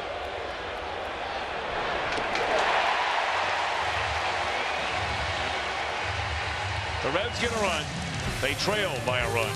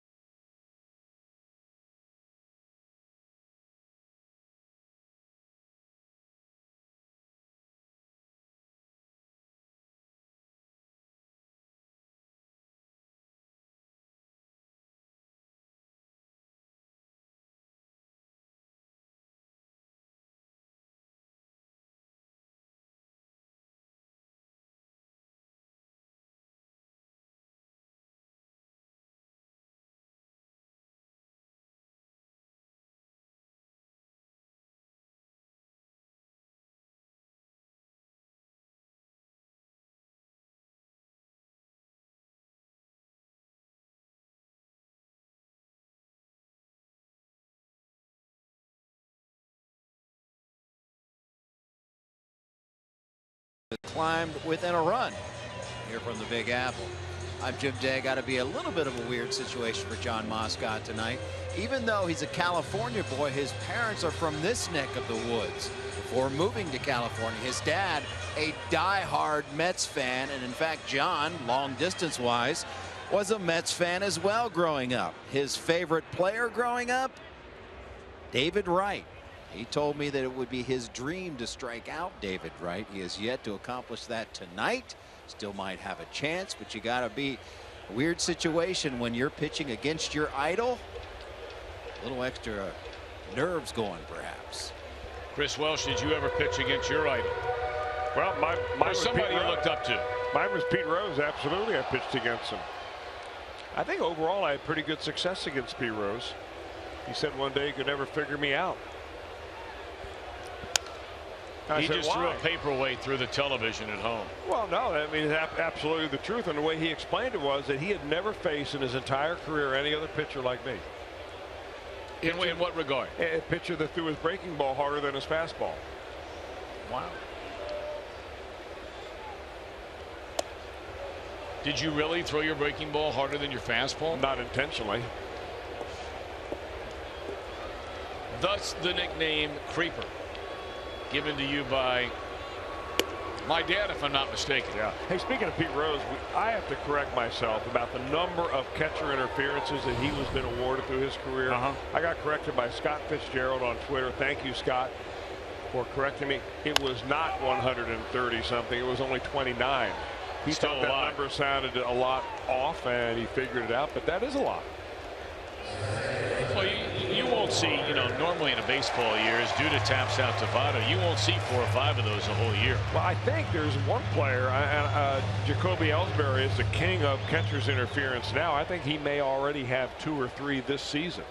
And when I mean see, what I mean is that you and I will be doing Reds games all year long, and we won't see that many probably in the course of the year, or right around that number.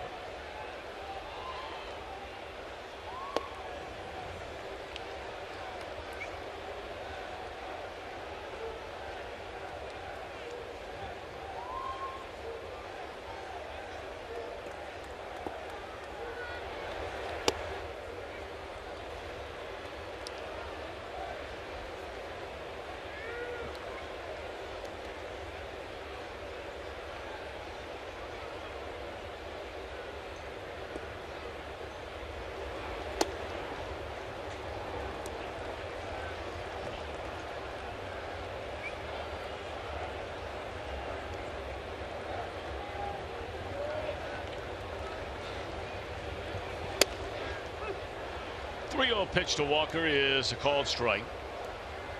Walker, a good night tonight. 2 hits, run scoring single in the first inning. His 9th home run of the year in the 3rd.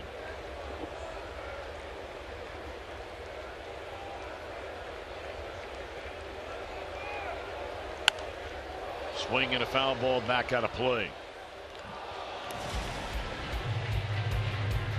Took advantage of the error, which allowed the first run to score, and got an at bat banging a base hit into right, plating Dude in the first inning. And then unbelievably his 9th home run of this season. His career high was 2014. He had 23 home runs. Last year in 543 at bats. Walker hit 16 long ones. He has 9 this year. And that is the 4th walk of the game issued by Moscott.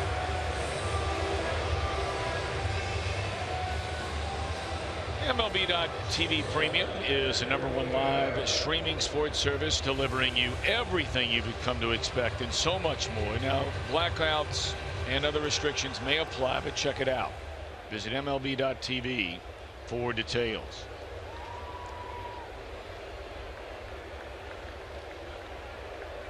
Cabrera 0 for 2.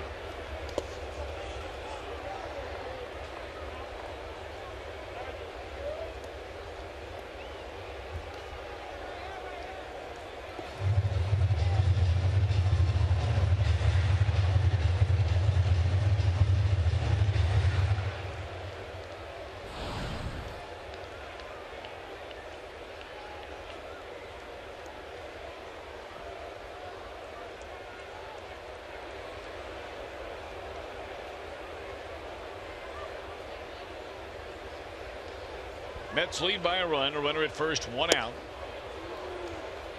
And a ball and a strike on the longtime Cleveland Indians Duvall Cabrera.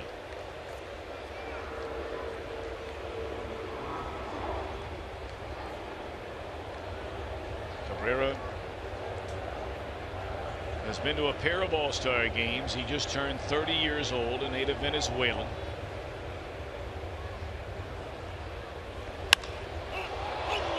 Lets the fly ball Shoveler's way. Scott waits, and that's out number 2. Now Lagares, 1 of 2, a single and a ground out to short.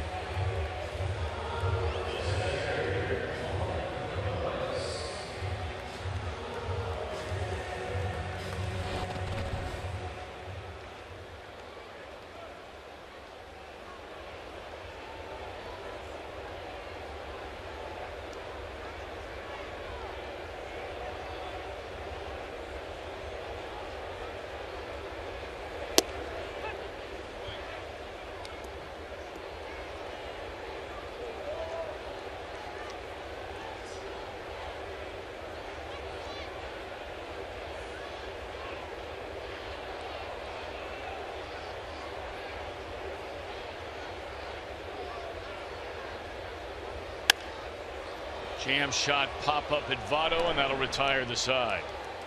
1 walk, 1 left. We've played 5 in another tight one tonight in New York.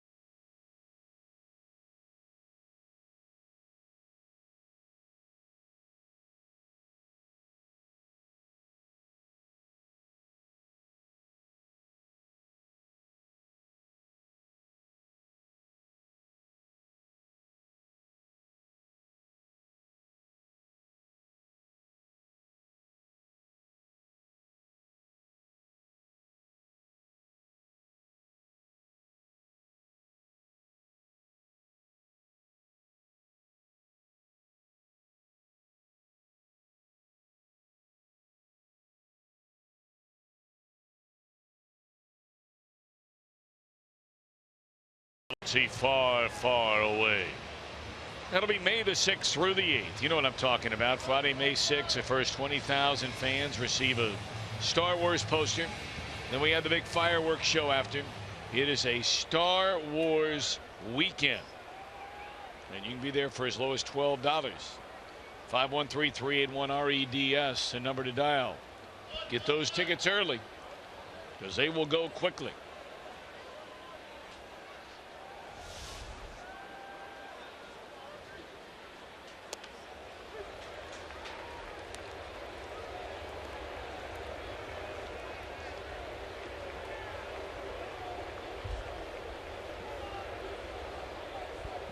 Duvall, Schebler, and Moscott due up against Matt Harvey here in the 6th inning. Off the end of the bat, but it carries long enough for De Aza to track it one away.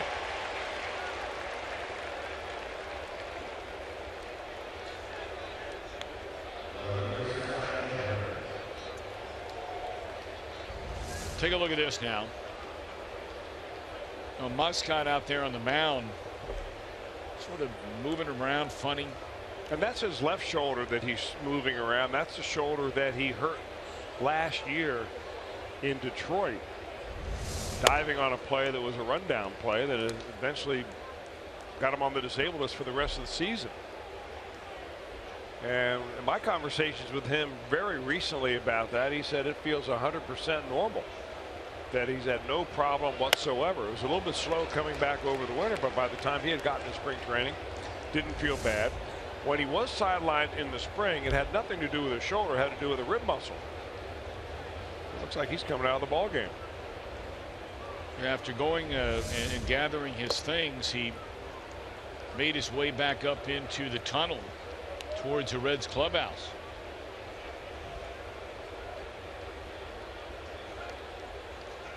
And Brian Price continues to see so many of these young pitchers have some kind of ailment of one form or another.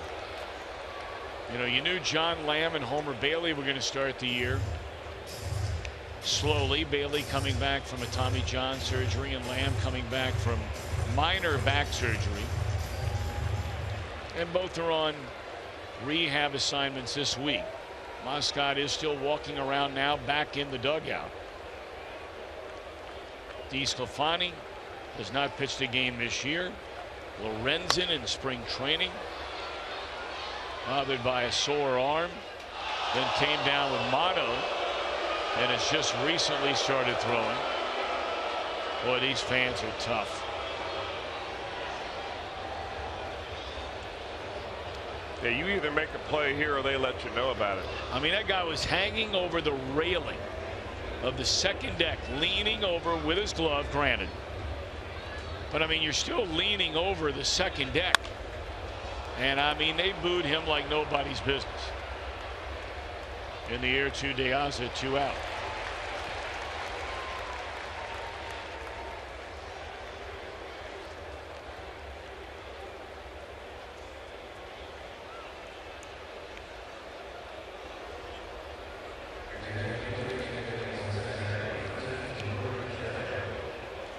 Tomas Vera, the assistant trainer to Steve Bauman, will follow Moscott back up that same tunnel he went up a moment ago, which leads to the Reds clubhouse.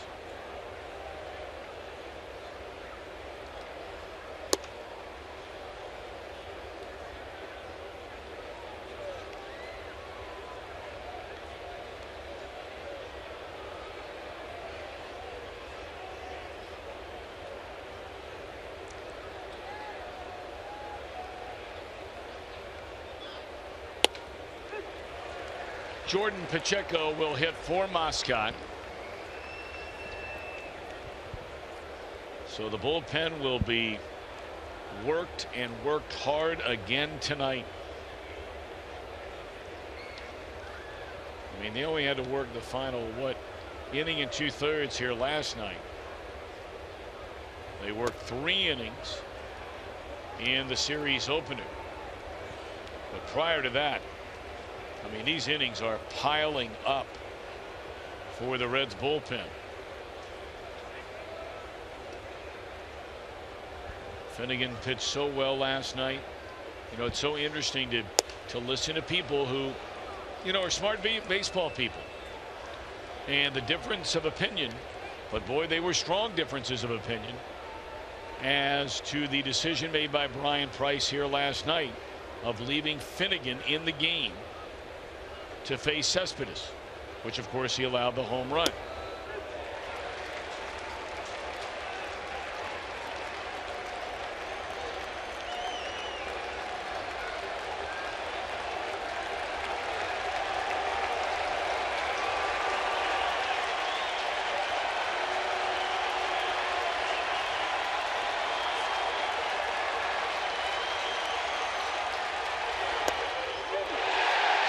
Strikeout for Harvey.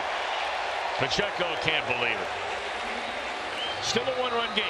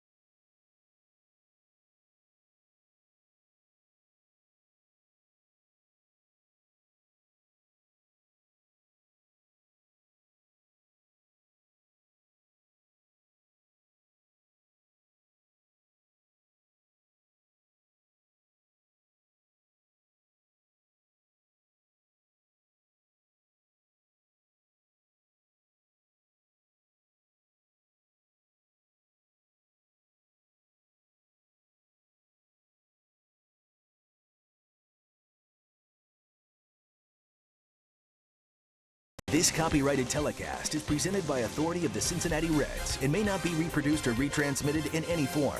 And the accounts and descriptions of this game may not be disseminated without the express written consent of the Cincinnati Reds. All righty, the Mets coming to bat here in the home half of the sixth inning. And New York with a 3-2 lead. The Mets have won late in each of the first two games of this series. Reds tie the game at 3 in the 7th inning in game 1. Bottom of the 7th inning, Walker a 2-run home run game winner. Mets scored 4 to come back from 3 down in the 7th. 4-3 winners last night, and now we get a look at Blake Wood in a 1-run game tonight. Well, the big 6'5", 240 right-hander comes in the 11th game he'll pitch this year. He's pitched 9 innings, given up 3 earned runs, and struck out 5.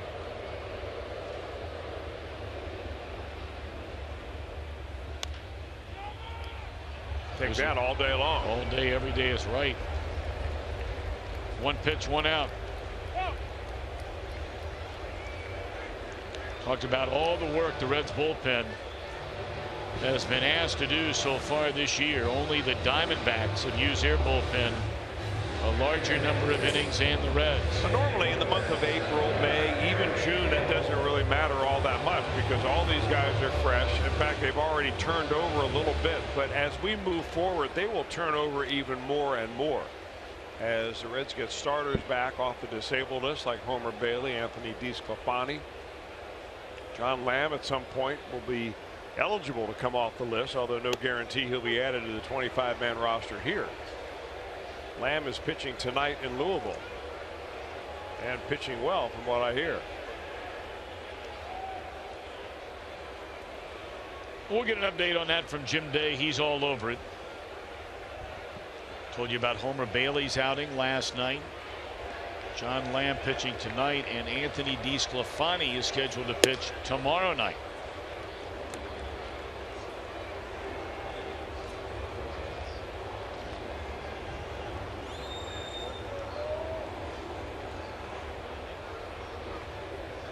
And naturally, if we hear anything from the Reds clubhouse on the condition of John Moscott, we will let you know ASAP.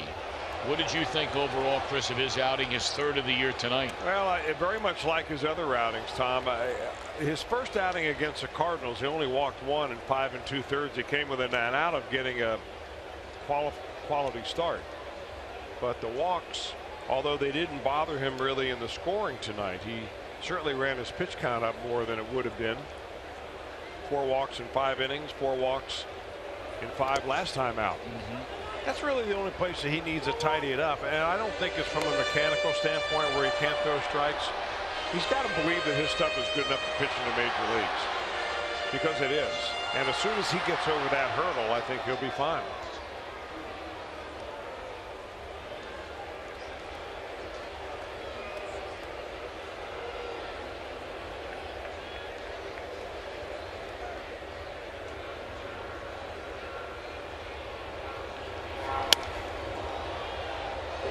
.97-mile-per-hour fastball there from Wood. We know he's got some serious gas on that fastball.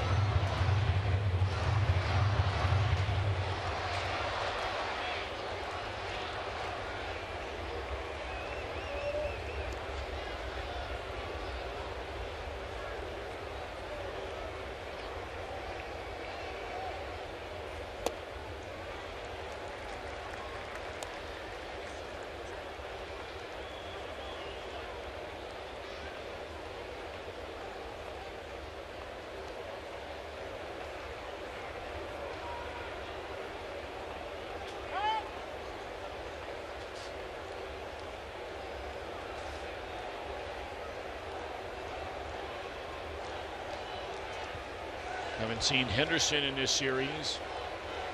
He is getting loose now in the New York bullpen. And just missed. A 1-out walk. So Campbell aboard. And we roll back over to the top of the order in De Aza. Close pitch. Boy, you throw 97 and you throw a 3-2 breaking ball to a pinch hitter. I want to say that that's the 3rd or 4th walk we've seen tonight on a 3-2 count that has come on a breaking ball. Hey, Bartolo Colon proved last night you don't have to throw 97 to use your fastball a lot.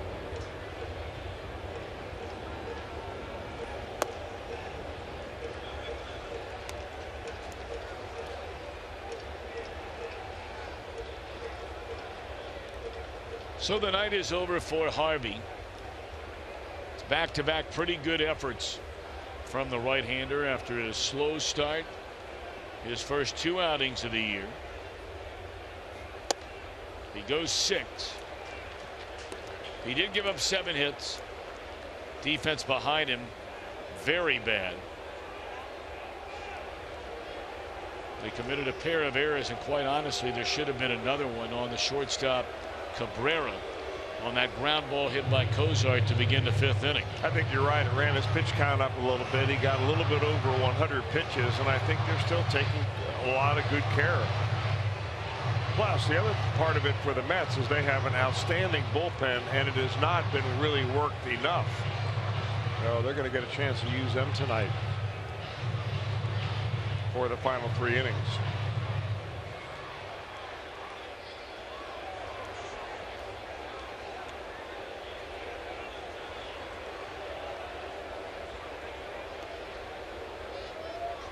De Aza's had a good night. A single, scored a run, drawn a walk, stolen a base. The only out he made was a line drive right at Joey Votto. And now all of a sudden Wood has fallen behind De Aza 3-0.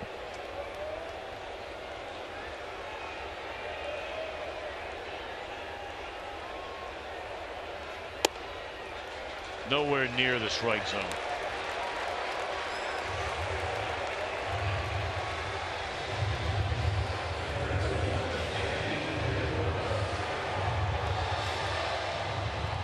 I'll tell you,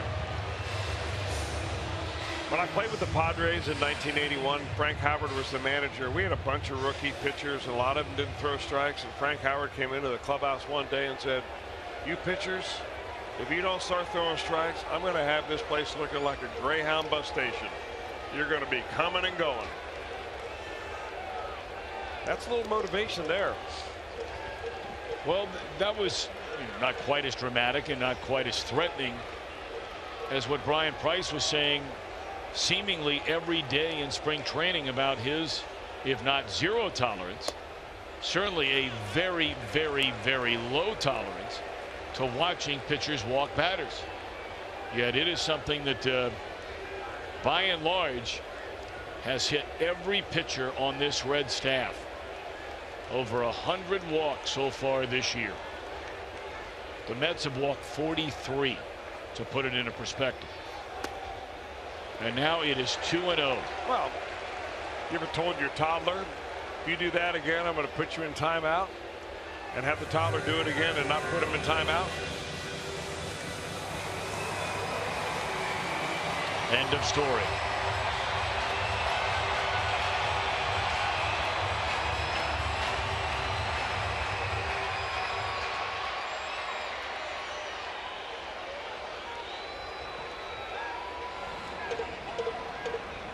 Drew Hayes getting ready in a hurry in the Reds bullpen as Wood all of a sudden needs a compass to find a strike zone.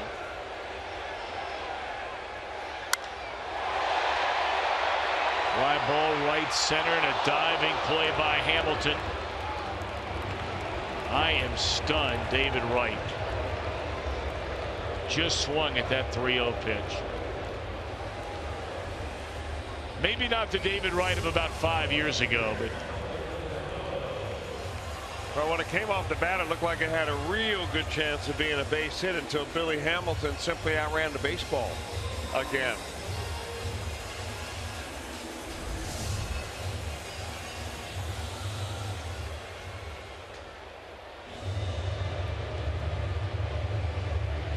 Wood is out. 2/3, 2 walks. So far, no runs. So be our Skyline Chili call to the bullpen. Drew Hayes will take over for Blake Wood.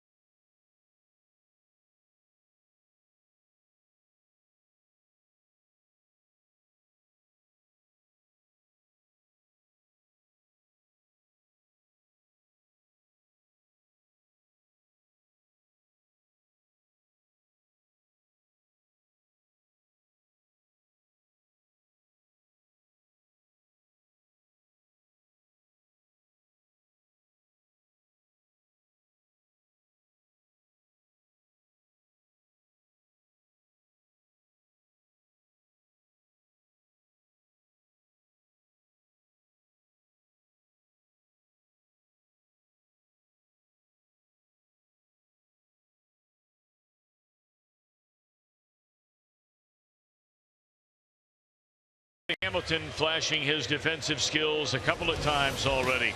You mentioned the catch he made here last night, just spectacular.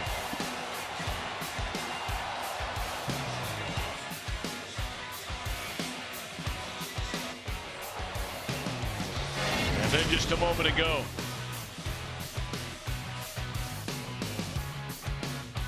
Steven Souza making this catch tonight. Look at that play against the Baltimore Orioles. Wow. What a play. Every inch of his 6'4" frame to bring that one down.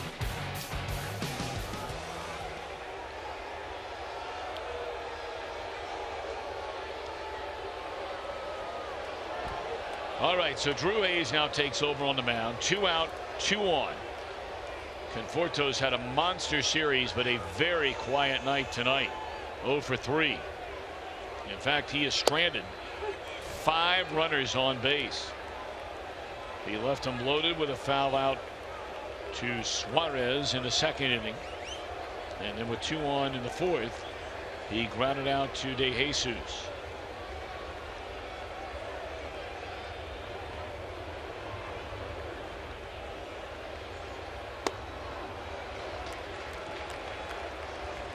One ball and 1 strike.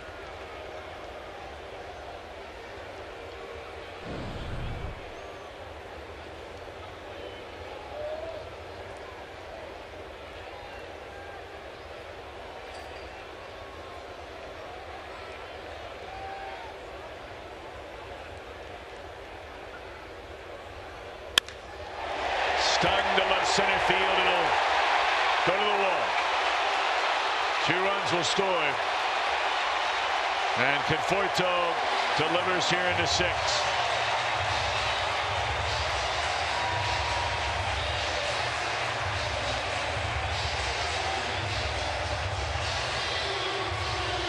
Both the runs that come around on this double opposite field by Conforto reached base in the first place on bases on balls.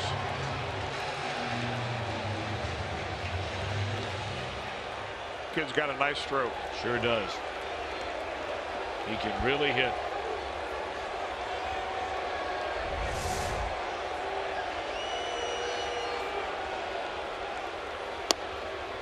Now the left-handed batting first baseman Lucas Duda. 0 for 3, reached on an error and scored in the 1st inning.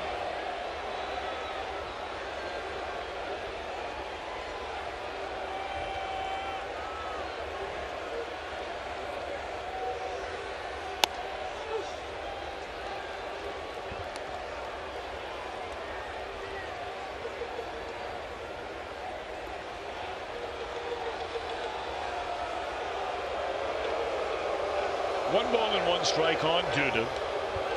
Conforto now with 13 runs batted in on the season, and that batting average right around 340. This is playable for Hood. Schebler to end the inning. But Blake Wood walks 2 batters. They both score on the 2-run double by Conforto. 5-2 New York.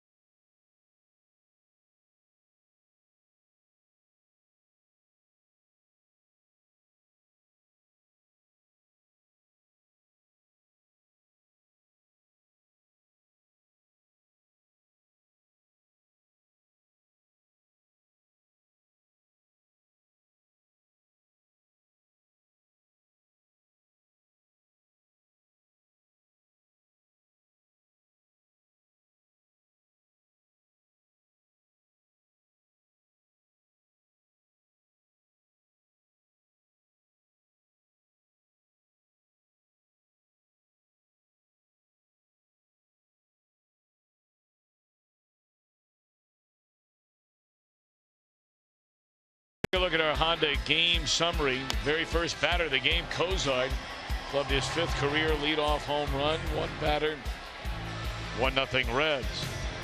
But in the bottom of the 1st inning, it looked like the final out of the inning. And Schebler dropped the ball off the bat of Duda. That tied the game. Walker would give him the lead, and then Walker would extend the lead in the 3rd inning with his 9th home run of this season. So the Reds were down 2 in the 5th. Suarez a single in the right to score Kozine. But then the 2-run double by Conforto after a pair of walks by Blake Wood. 5-2 Mets.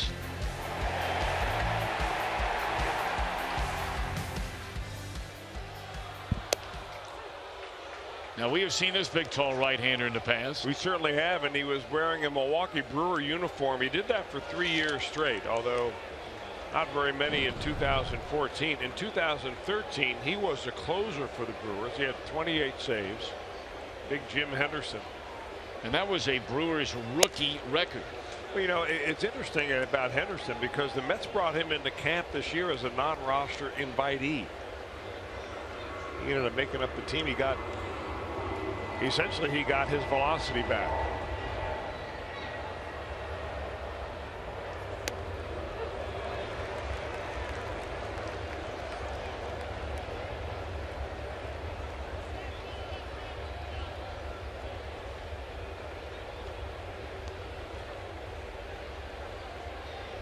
Billy Hamilton 1 for 2.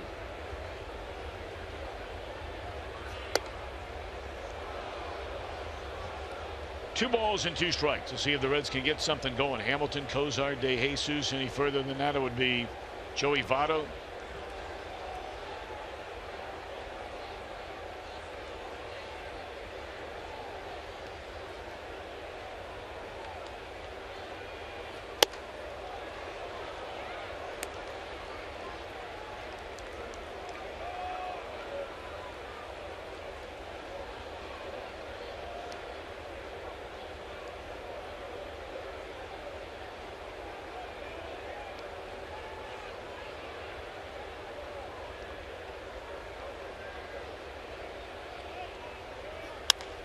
In the air, short left. That's how they had it played.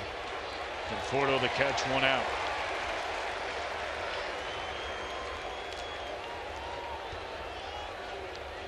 So, I don't know how you couldn't be impressed. Really, outside of the very first reliever we saw in this series.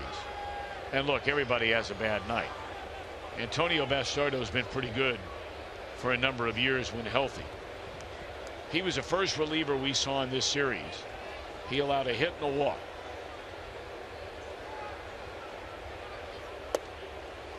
And the base hit he allowed tied the game.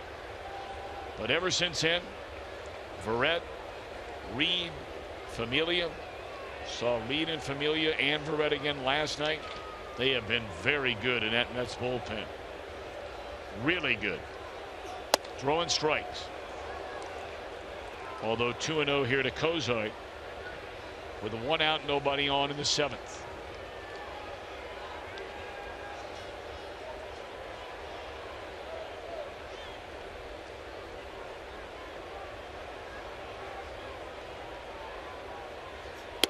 You know, really at the end of the day, and Chris, you and I have talked about this. Now, you've got to be a hardcore baseball fan and a hardcore baseball fan that has some time to really sit down and take a look at how different teams' bullpens are constructed. But you don't have to spend a ton of money to put together a pretty good bullpen. Now, it helps to have a lot of money to spend on it. And quite honestly, you need to catch a little bit of lightning in a bottle when you're putting together a bullpen. Not necessarily from your closer, but guys like Henderson.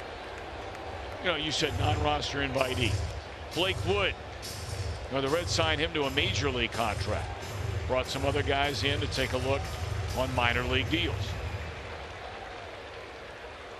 But they had some stud pitchers to begin with. You know, when you have Jeurys Familia as a closer, you know, that's what happened really when the Reds had Aroldis Chapman as a closer. It's a lot easier to build your bullpen around that. The Reds came into camp really not knowing whether, you know, the plan of having J.J. Hoover as closer was going to work or not. They were hoping it would. And I guess that's what I, you know, was, I guess, trying to make the point is that I always take the closer and take him out of the mix. And I know that's what you're saying here now with the Reds no longer having Chapman. But when you're constructing the rest of your bullpen. Yeah, I agree, and I know where you're going, but I think we remember we have to remind ourselves of what the Reds' plan is, and they've said it over the winter, and they said it in spring training, and they said it at the beginning of the year, that their plan is to rebuild this year, and didn't want to go out and spend money on this bullpen this year when they knew that this wasn't going to be a year that they thought would be a championship caliber year. So I believe that they'll take those resources and pocket them, and when they need it, they're going to have it. And hopefully, the other thing that can help is when you have all your pitchers or the majority of those pitchers healthy. The Reds have had so many pitchers go down with injuries that they've been forced to put people in certain positions that they wouldn't normally be forced to go into. It'll be interesting to see how the bullpen looks in about a month and a half from now. I agree. Or less.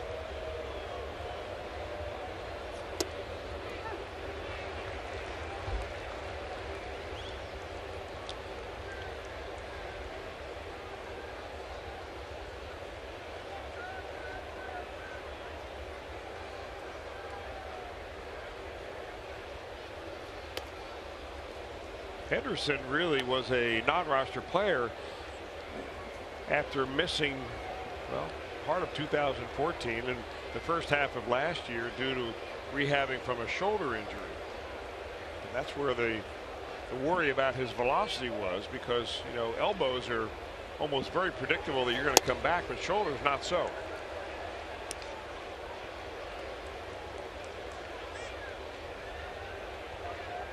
Native of Calgary, Canada.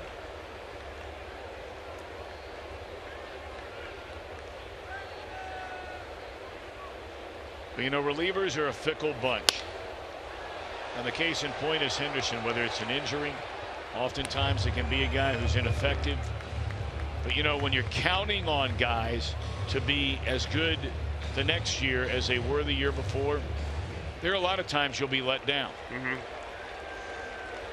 Especially when you're asking guys, some of the setup guys, 7th inning guys, 8th inning guys to make 70, 75 appearances in a season. And that's strike 3 called. Middle of the 7th in New York, and the Mets with a 3-run lead.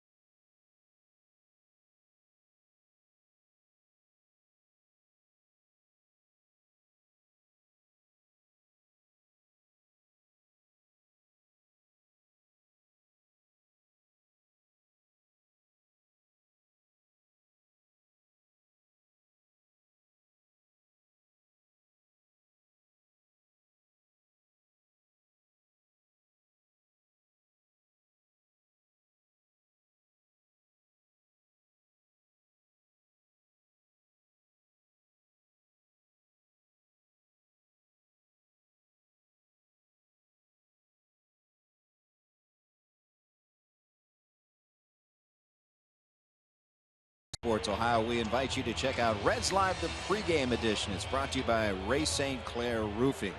While we're on the road, Jeff McCrow and Brian Giesenslaw do the duties from the Cincinnati studios. And often we get the brilliance of Chris Welsh as well. And speaking of brilliance, John Lamb really needed this after a tough start last time out at AAA Louisville. 8 innings of 2 earned run baseball. Walked 1 batter in which he induced into a double play after that. So a very, very good night for John Lamb. Threw 105 pitches, so I would think he would be officially stretched out. We'll see what happens from here. Jim, I heard that his strike ball ratio was just tremendous tonight. Did you get any numbers on that? I do, and let me look at my notes real quick. I mean, that's the reason he was able to go so deep into the ball game, because he threw so many strikes. It was interesting because after his last outing, he didn't have a very good outing at all. Brian Price and said to the press, and it was repeated and written in the press, he's no guarantee to come back up here. And I think you talk about lighting a fire and motivating somebody. He got immediate results from that. 80 strikes, Chris. 105 pitches. How about 80 of that? them were strikes. Nice. Boy, that is doing it. Well, it will be interesting to see. I mean, Chris, once a guy hits 100+ pitches in a game and he goes 8 innings in a game, you would know better than anybody. I mean, does that mean you have to go do it a third time? Well, I don't know. I just think that they've got 2 guys that they're planning on coming back fairly soon. Now, it may all change. You know, I don't know how they're going to evaluate the start of Moscott, or whether his shoulder is going to give him a problem for his next start. Alfredo Simon due to pitch again. You know, we don't know how long that's going to be. I mean, he may end up in the bullpen sooner than later. I know that they want to give these young guys a chance to pitch, and they want to see Moscott. I mean, they want to see John Lamb healthy and ready to come up here. Suarez will backhand the ground ball by Cabrera and throw him out. 2 away.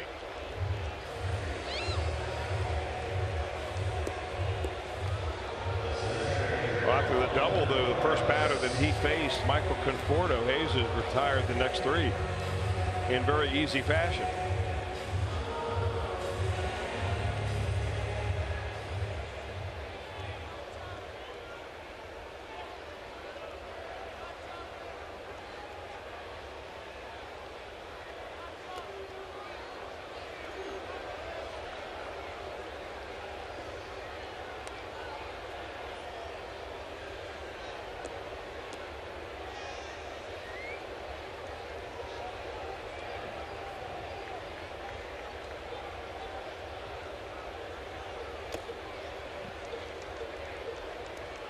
One ball and 1 strike on Lagares.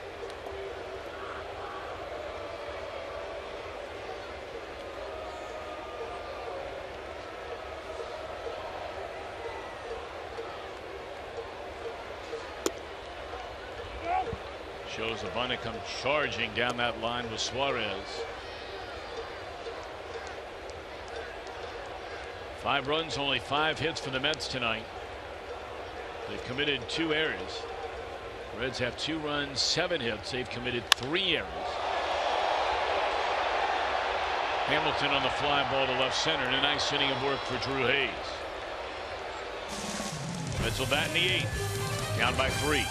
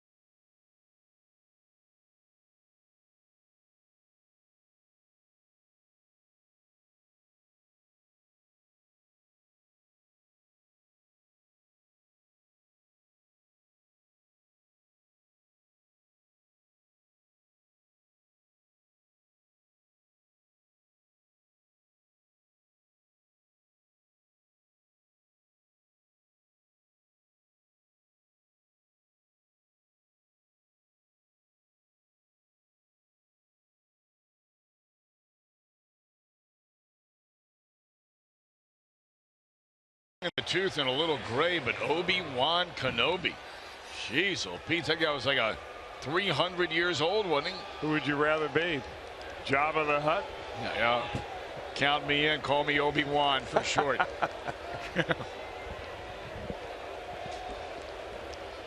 All right. Hansel Robles is the new pitcher for the Mets. Hard throwing right-hander. 25-year-old.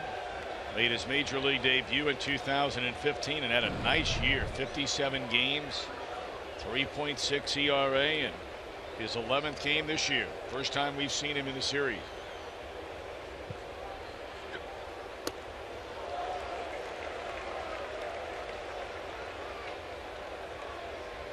Well, that's easy gas right there at 95 miles per hour. Among all National League pitchers a season ago, Robles posted the 12th lowest opponent's batting average against in the league. All the guys that came to the plate against him during the year had collectively a 190 batting average. Right-handers 205. Left-handers 167.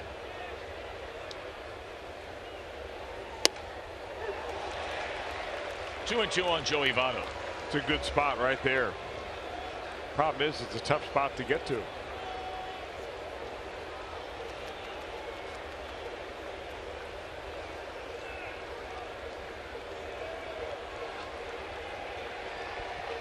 A little more than 31,000 in attendance tonight.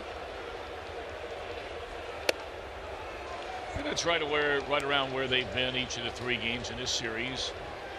Weather was finally really nice today during the game. A lot of sunshine, but cool. Nowhere nearly as warm as where we are back on the home front.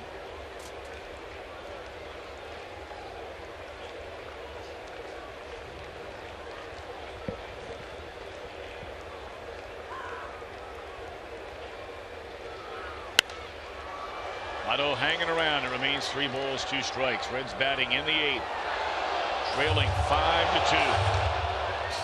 2 unearned runs against Moscott in the first inning, after the Reds had the home run from Cozart to lead off the game. Walker made it 3-1 with a home run. Reds made it 3-2 in the 5th on a single by Suarez. But in the 6th inning, Blake Wood walked 2 batters. Both would score on a 2-run, 2-out double by Conforto against Drew Hayes, and Votto is out on strikes.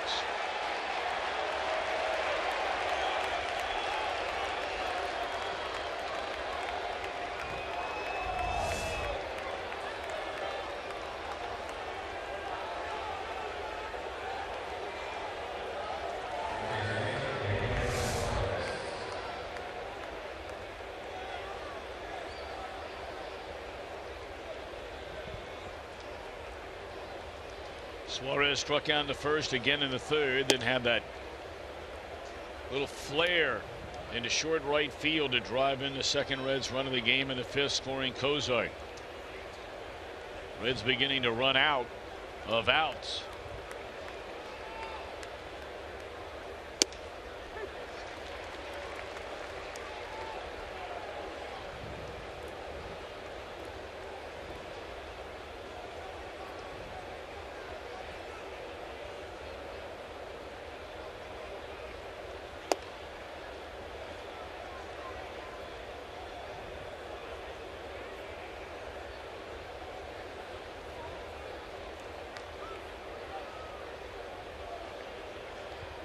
Ohlendorf is ready to go in the Reds bullpen. We'll see him to follow Hayes in the last of the 8th, jumping all over that 95-mile-per-hour fastball to Suarez, but too far out in front. Hayes goes an inning and a 3rd, allows a hit. That was a 2-run double, but the runs were charged to Wood. No walks, no strikeouts, no runs.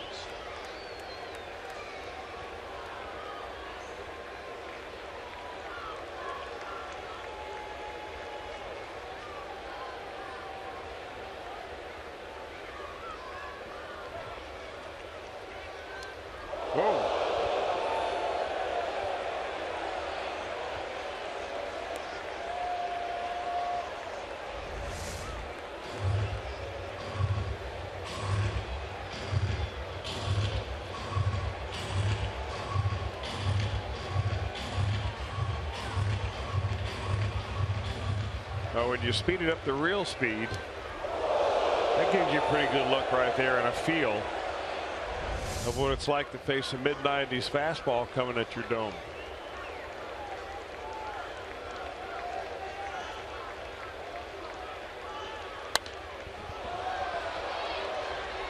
Came back with 96, and it's fouled off.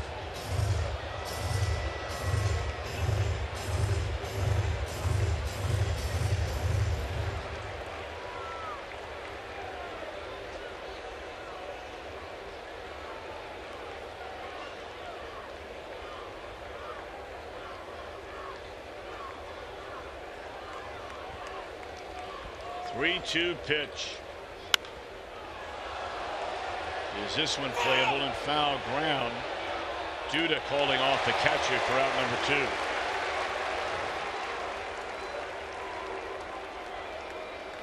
2. Reds fans, if you can't watch your Reds games on television, you can now stream Reds games live on your mobile device. Go to your app store, download the free Fox Sports Go app. You log in and you can stream the Reds wherever you go.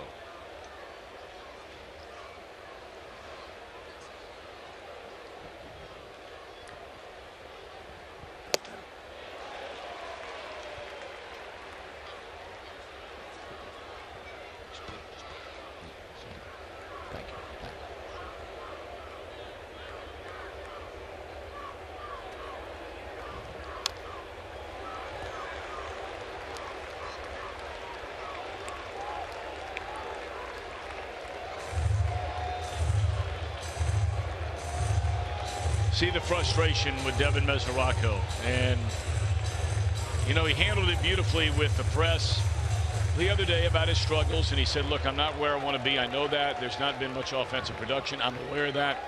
He said, but I'm trying to do whatever I can until I get to that point just to help this team, whether it's taking a walk, moving a runner. But really, it's the first time we've seen visibly on the field the frustration from Mesoraco. This is an all-star 2 years ago. Hit 25 home runs. Then virtually missed all of last year with that hip surgery. He is 7 of 49 on the year. 50.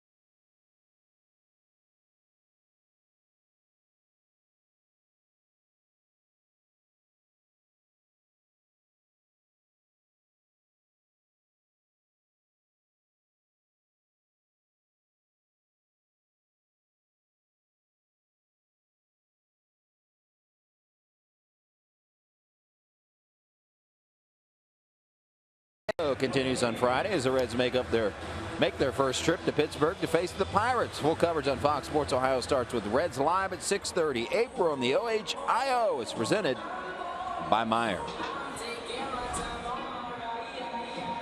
Power struggle versus power surge. The Atlanta Braves this season, 4 home runs and 700 at-bats. But tonight they hit a home run first in 16 games. And how about Andrew McCutchen? The Reds will catch him at a hot streak. 3 home runs and 5 at-bats last night. When he turns up the wick, look out. Yeah, that was a wild one last night out in Denver. McCutchen just blasting off. Really, there's a great duel in that game between 2 of the great stars in baseball, McCutchen and Nolan Arenado. Ross Ollendorf takes over on the mound here in the bottom of the 8th inning. The Reds are down by 3.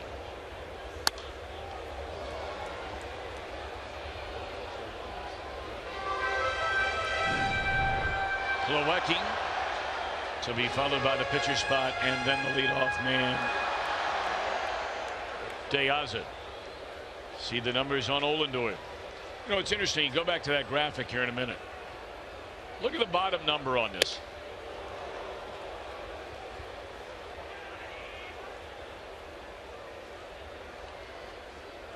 After the pitch, we're going to put it back up.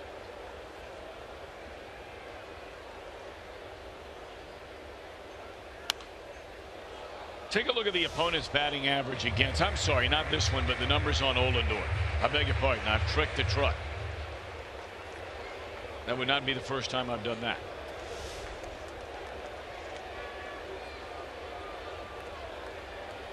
Our producer Josh Hall. Our director is Brian Hunterman.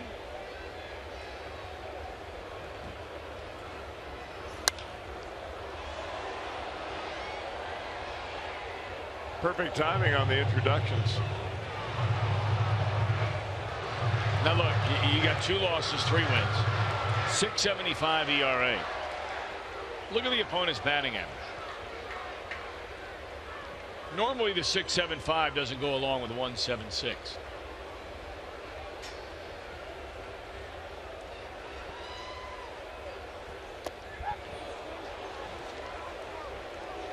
On swinging to begin the inning is Plawecki. No, you're right. You know, but what happens when you're a reliever and you pitch late in the ball game, in a close ball game, it can go either way on you.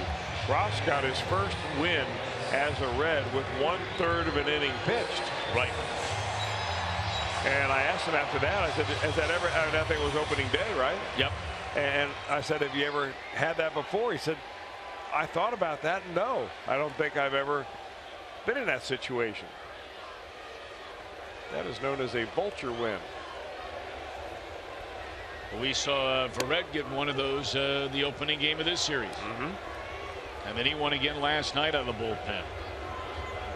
Had to work a little harder last night to get it 2 innings of 1-hit shutout baseball. Curtis Granderson. Well, when you're as hot as Granderson is right now, it is surprising to get a day off. And obviously not a full day off because he's batting. But he has hit .414 during his current 7-game hitting streak. That's 12 for 29 with 7 ribbies. And over the last 10 games, he's a .357 batter.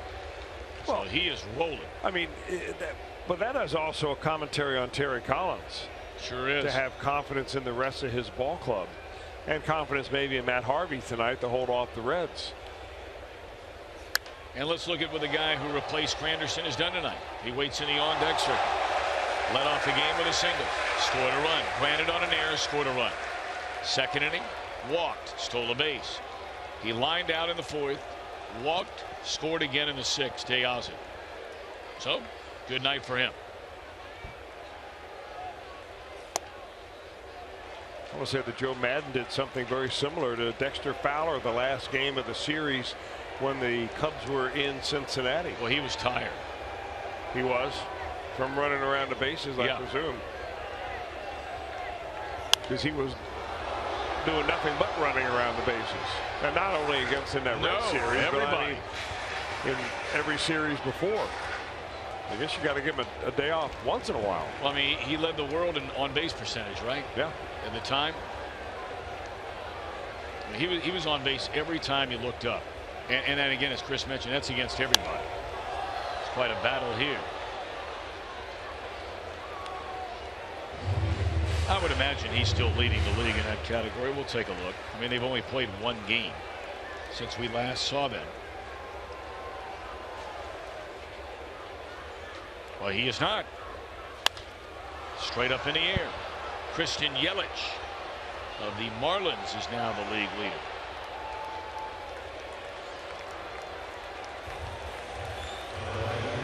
Stick around after the game tonight and after every Reds game here on Fox Sports Ohio for Reds Live, brought to you by Performance Kings Honda. If you're looking ahead to the Reds' 9th inning, Duvall, Schebler, and a pinch hitter.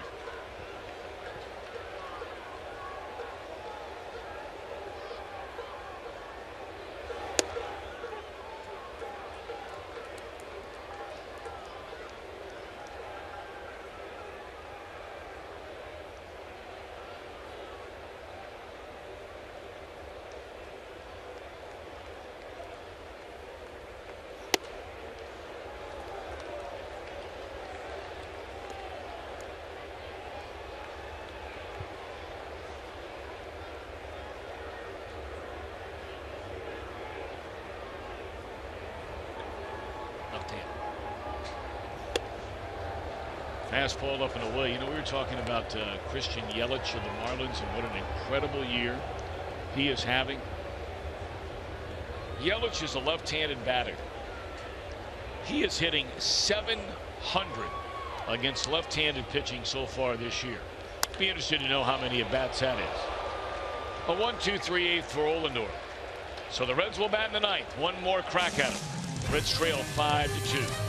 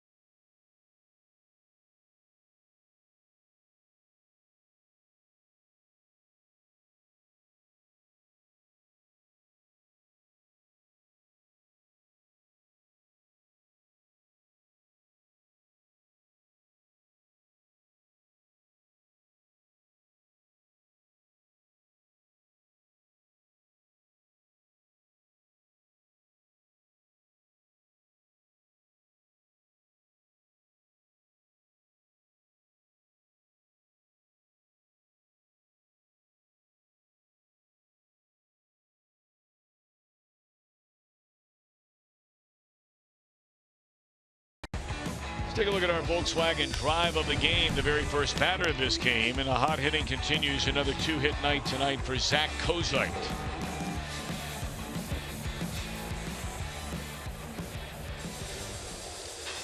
Addison Reed is a setup man to Familia, but tonight he'll get a chance to close it out. Chris mentioned it with the White Sox in 12. Reed was their closer, saved 29, saved 40 the next year. Traded Arizona, had 32 saves in 14. Started last year with the Diamondbacks, had 3 saves, lost his job there. Traded him to the Mets where he had 1. He has been a serious workhorse here. Coming into this ball game, he'd worked 4 of the last 5 games, so make it 5 of 6 here for Reed. That's unheard of.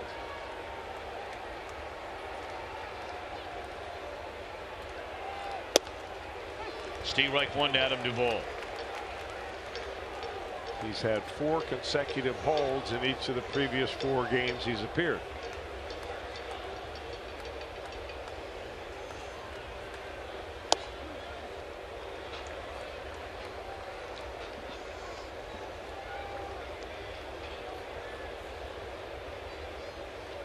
Familia has all 7 saves out of that Mets bullpen so far this season.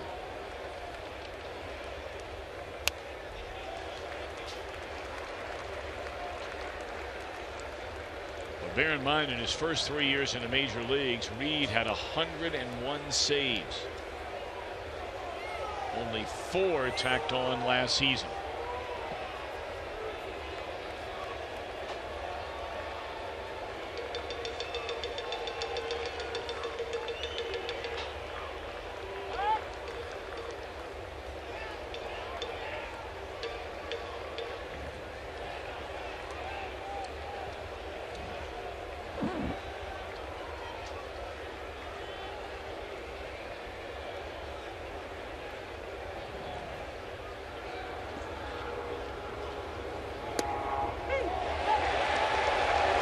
Duvall can't believe the call by Jerry Davis at strike 3. It's a 12th strikeout by Mets pitching in a game tonight.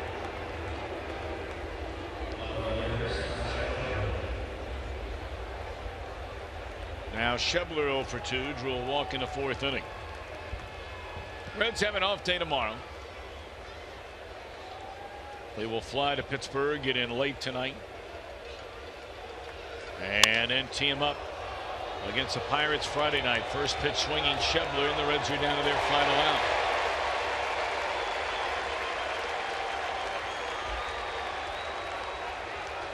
Reds an out away from what would be their 11th consecutive win over the Reds.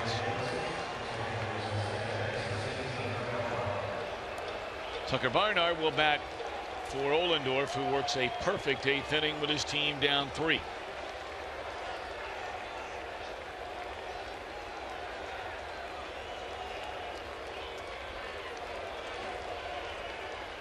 So here's a young man that's really playing well. He is just having an excellent season. Getting a lot of playing time as Mesoraco continues to come back from that hip surgery. But man, when he plays, he has really played well. Got the start last night, had a double, a single, scored a run, was on base 3 times. And we know what he can do behind the plate.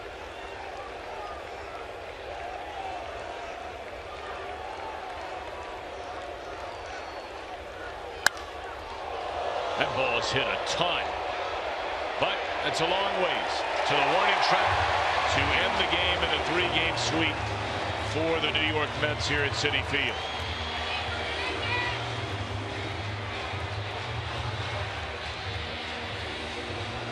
The Reds did not get a hit in their final 4 innings at the plate. 13 in a row set down by the Mets bullpen. Henderson, Robles, Reed. Final of 5-2. Back in a moment.